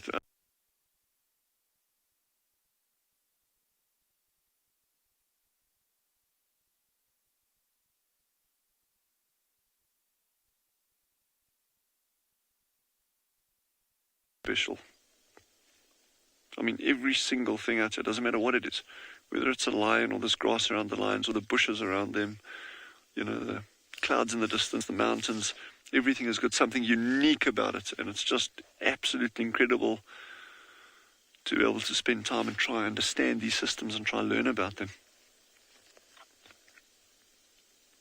It'll be interesting to see where they ended up tomorrow morning. If it's not us, one of our tracking teams will be out, and I love that, to come back in the morning and see how far they've actually travelled from where you leave them in the evening, especially when they've had a kill, because then it could be, you know, are they 100 meters away fast asleep under a tree at the water, or are they miles away? But anyway, it's been, as always, fantastic having you with us on these drives. And, you know, we, over the coming days and weeks, we're really going to continue to try to get it, and join us tomorrow morning. Thank you very much.